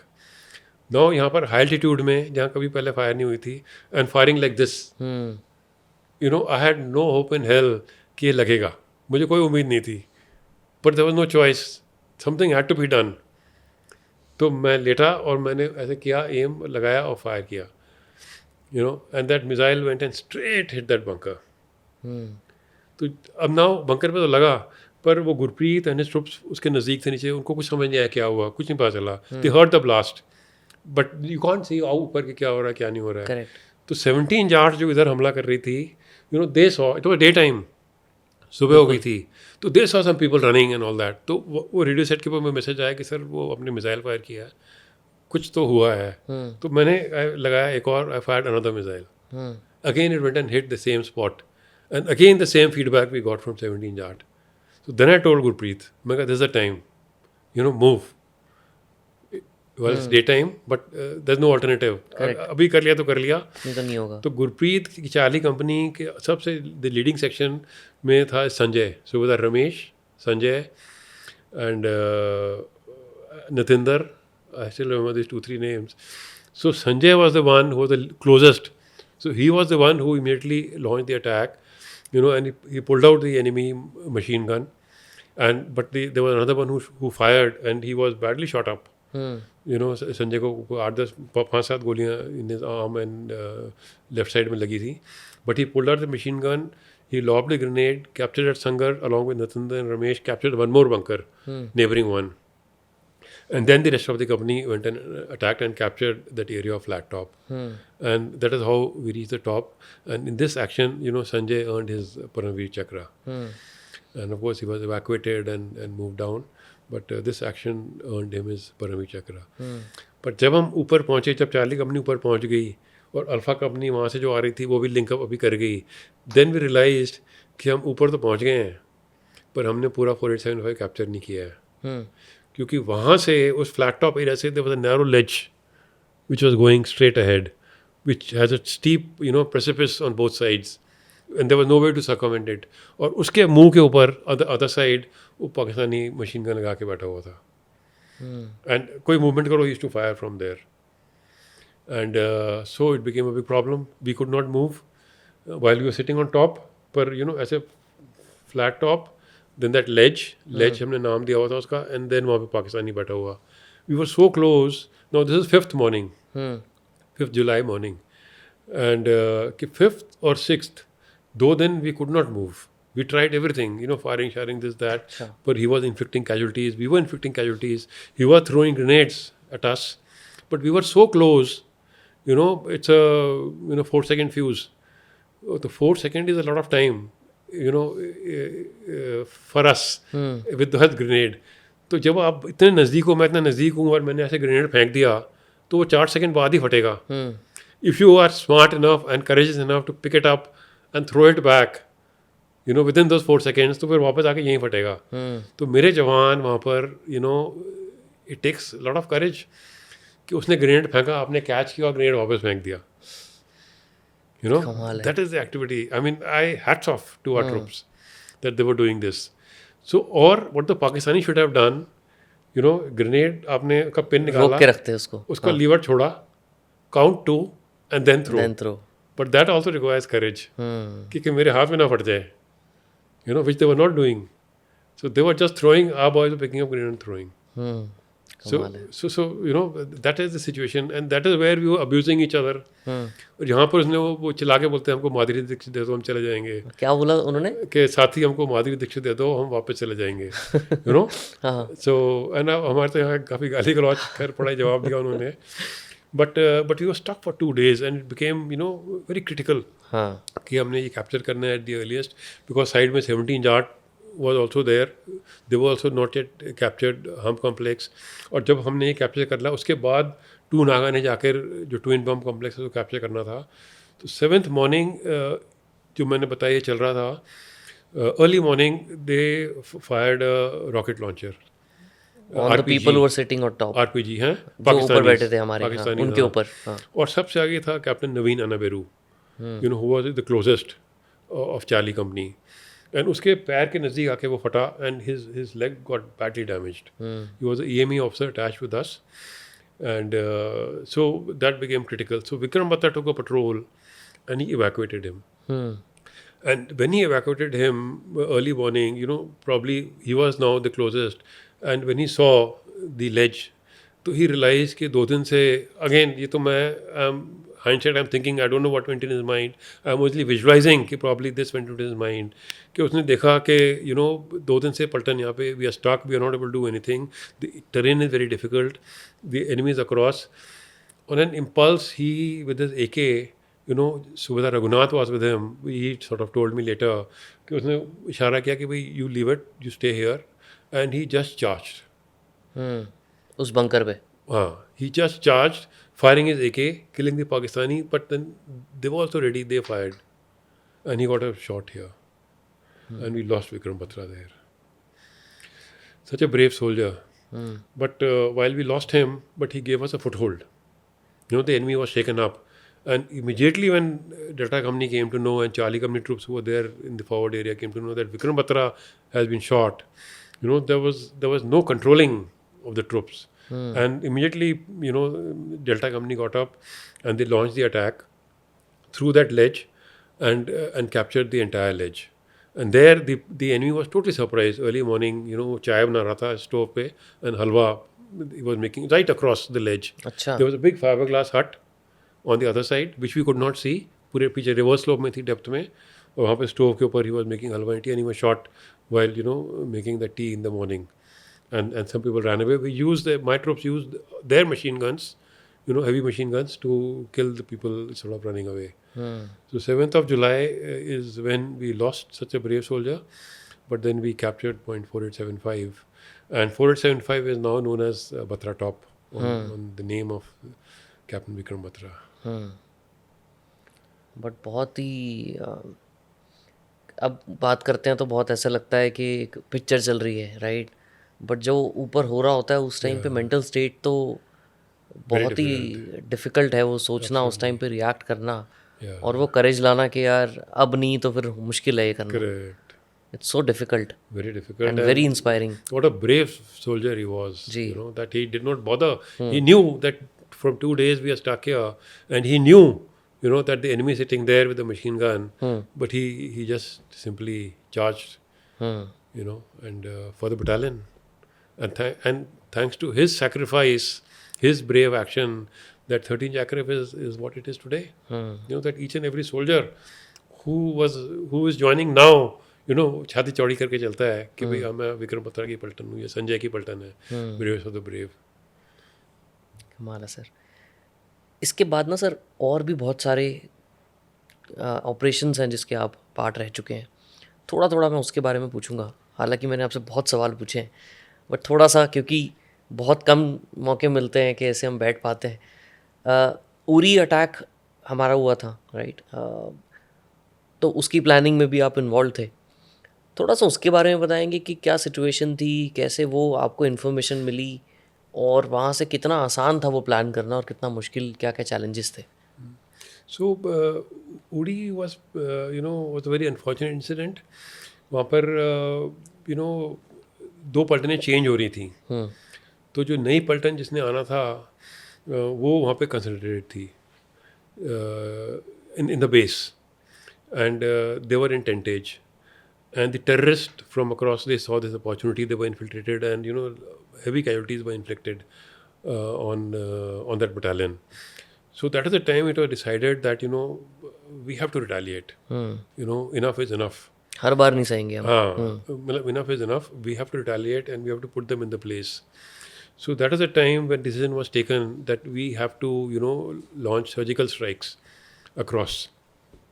The 15 Corps is the main one which 15 and 16 Corps are part of Northern Command, which did the planning because we launched the surgical strikes in a large number of areas. I will not specify how many or in how much depth, etc.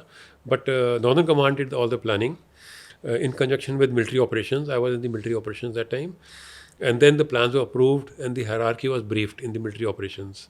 Again, I will not mention that who all were there and what all happened. But that detailed planning was done. And then we launched the surgical strikes. And there was one direction that no man will be left behind from the top.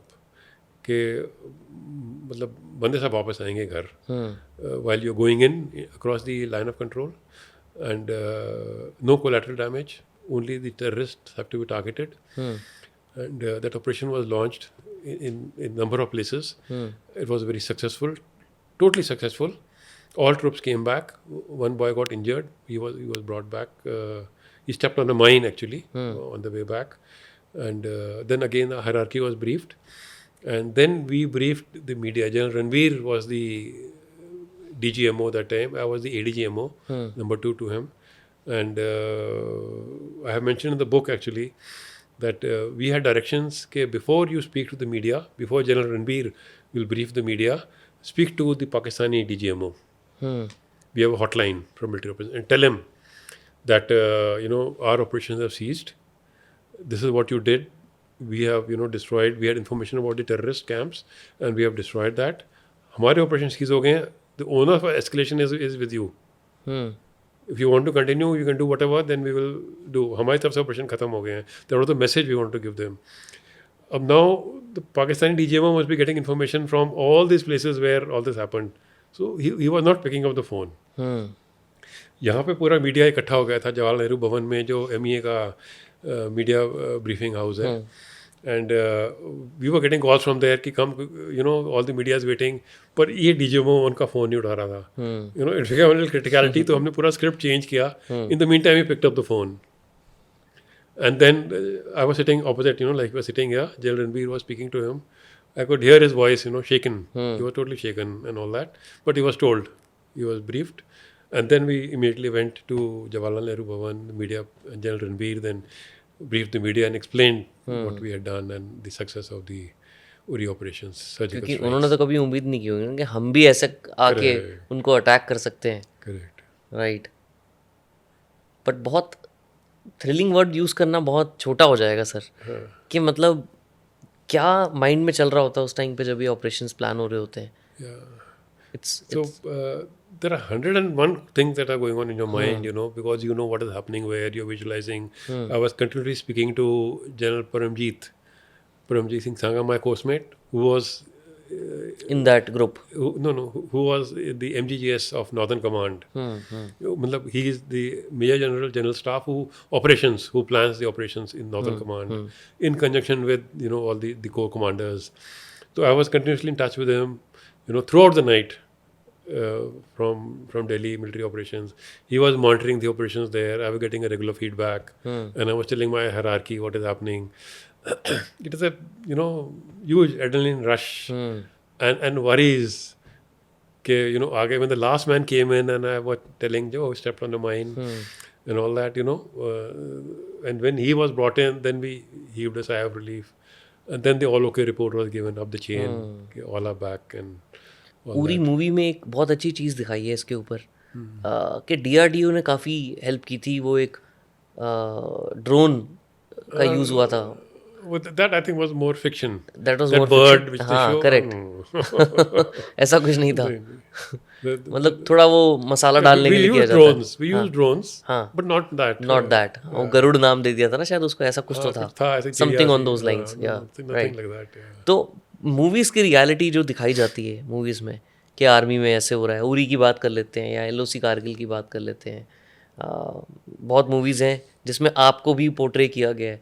LOC Kargil में तो संजय दत्त ने आपका role निभाया है, right. और उरी में obviously Vicky Kaushal ने role किया है, वो जो उरी मेन कैरेक्टर जो वहाँ कमांडर गए होंगे आई गेस. मूवी कितनी रियल होती है, कितना उसमें. So like I said, this drone thing was fictionalized. So I think Bollywood, to make it more interesting, there are a lot of little fiction and some leeway that they take while making the movies. But LOC Kargil was a perfect documentary. In that Mr. J.P. Datta, who made the movie, he went through a lot of details. So when we briefed him, he came to the battalion in Lucknow and I briefed him. He met Sanjay, he met, all the Jawans who had participated, all the company commanders, he talked and all that. So everybody is portrayed there, that is one. And it is very, very factual. Thoda bahut usme, he also put the songs and all that are there. That will happen in Bollywood. And some scenes were, a little bit of fiction does come in, but it is one of the most genuine, depictions of the Kargil war. And the other thing, of course, I always talk about is Mr. J.P. Datta was so emotional about things कि अगर मैंने राजेश यादव का नाम लिया है या अगर मैंने संजय का नाम लिया है या किसी लसे मेयर का नाम लिया है who lost his arm, basketballer, तो everybody will be there in that movie. So he tried to do justice to or recognition to each and every Jawan, officer, whom we named, who was part of the operations. In the bargain, the movie became so long. you know. काफ़ी characters आ गए थे काफ़ी उसके ज़्यादा characters आ गए थे, which was for a civil audience little confusing, because of which maybe commercially didn't do well, but as a documentary, it's very well made movie. इसीलिए बाकी मूवीज़ में मसाला डालते हैं लोग Yeah, क्योंकि ऑडियंस को शायद थोड़ा थोड़ा वो भी देखना पसंद है. maybe. Right Yeah. Right But actually, over a period of time, I've realized like Sher Shah Correct. is again a very well documented movie.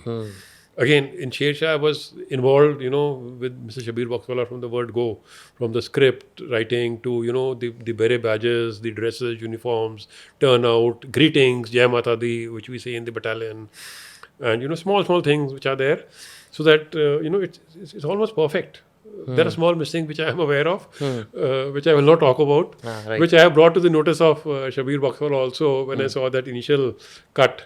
But then again, it was short. He said कि sir अब इसको हम change नहीं कर सकते हैं. They show me smoking, which I have never smoked a cigarette. अच्छा Yeah, मैं कभी सिगरेट नहीं पिया है, पर उसमें दिखा दिया. उन्होंने आपको दिखाया. Yeah, so some plus a little more. हाँ. But it is a very well made movie. Yeah. लक्ष्य मूवी भी है.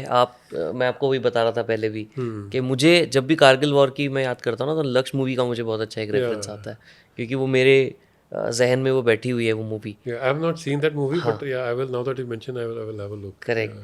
बट आपको खुद को कोई कैरेक्टर अच्छा लगा शेरशाह में या कोई ऐसा सीन जो आपको बहुत अच्छा लगता हो? Sher Shah overall is a very good movie throughout. The amount of research that went in was a lot. And I think Siddharth Malhotra has done an outstanding job, playing the role of Vikram Batra. The jovial person, a lot of initiative, and ever smiling. I mean, he really fits the bill very well. Yeah. And what about Sanjay Dutt playing your role? Again, very good. He did a कोई good dialogue job. याद हो आपको? हाँ? कोई dialogue ऐसा याद हो? नहीं डायलॉग तो अभी खैर it's been long time since I saw the movie. हाँ. But he did a good job. एक लास्ट चीज़ पूछूंगा. हम हर साल देखते हैं कि हमारे प्राइम मिनिस्टर मोदी जो हैं वो दिवाली के टाइम पे जाते हैं Yeah. ट्रूप्स के साथ दिवाली मनाते हैं और एक टाइम पे तो वो दिवाली आई थिंक 2021 में आपके साथ भी थे उस Yeah. टाइम पे क्योंकि आप वहाँ पे डिप्लॉयड थे. Correct. क्या सिग्निफिकेंस है और क्या करता है वो? No, it's a big morale booster for the Jawans, deployed in such difficult areas. He has come to Ladakh so many times, the Prime Minister. Then, like you mentioned, when I was the Army Commander, he came to Rajouri, where, he interacted with the troops, he speaks to the troops. And then, he makes it a point कि वो लड्डू जो मिठाई बांटते हैं तो हर जवान के मुंह में खुद अपने हाथ से, he puts the laddu in his mouth. And, visiting troops for the Prime Minister in forward areas, close to the line of control, in Ladakh, in Rajouri, and he's been to the east also, is a big morale booster. You feel that, the nation is recognizing what you are doing, and that the PM is sort of totally with you. So it makes a lot of difference. It's a big morale booster for the Jawans. Sir इतने operations कर लिए, इतना कुछ देख लिया, कभी भी कोई लाइफ में फियर लगा है किसी चीज़ से डर? नहीं डर तो लगता है, आई विल नॉट से कि डर नहीं लगता है, but it is the overcoming of the fear which is more important. Fear does happen, but how you with your training overcome that fear is the key. So like I was saying earlier, courage is not about not having fear. वो तो डर मतलब जब गोलियां चल रही हैं, party ऊपर गोले फट रहे हैं, लोग मर रहे हैं आपके सामने, तो डर तो लगता है. But how to not allow that fear to come into the line of your doing your duty or become an obstacle is more important. And any regrets? I have no regrets in life. The army has given me so much. A person like me, rising up to the level of Northern Army Commander, such a prestigious, level appointment. I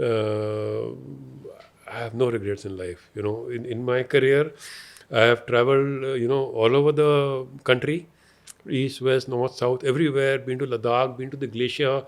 I have, traveled right up to, the Indra Col on the northernmost of the glacier, to southernmost. I've traveled abroad so much, so many opportunities. I've been in the UN, in Angola, part of a UN mission, which was an excellent exposure as a major. And then I got an opportunity to travel all over the world. I got an opportunity to learn 3 languages in the army, Mandarin, Portuguese, yeah. Russian, and Chinese. Chinese. Oh, finally. And then I stayed in China for 3 years. I traveled all over China. In fact, during my interactions with the Chinese, as a brigade commander, as a GOC, on the line of actual control in Chushul and in Daulat Beg Oldi, I should always tell them that I have traveled China more than you, which is a fact.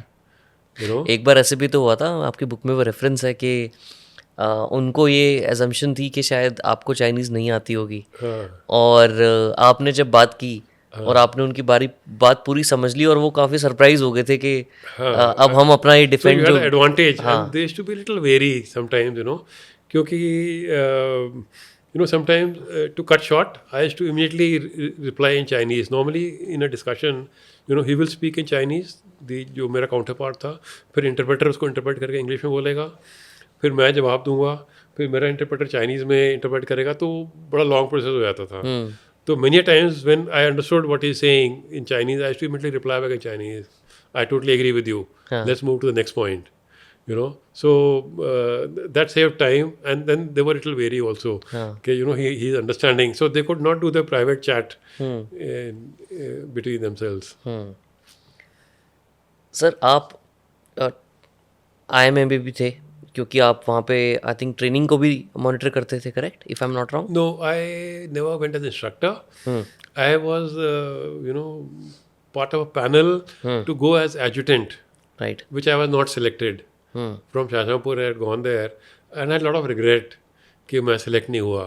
But I think, like you said about luck or destiny, God had some bigger plans. Right. Because immediately after I got rejected there for adjutant IMA and came back the next day, we were taken to Chandigarh, and I went to Kargil and fought the Kargil war.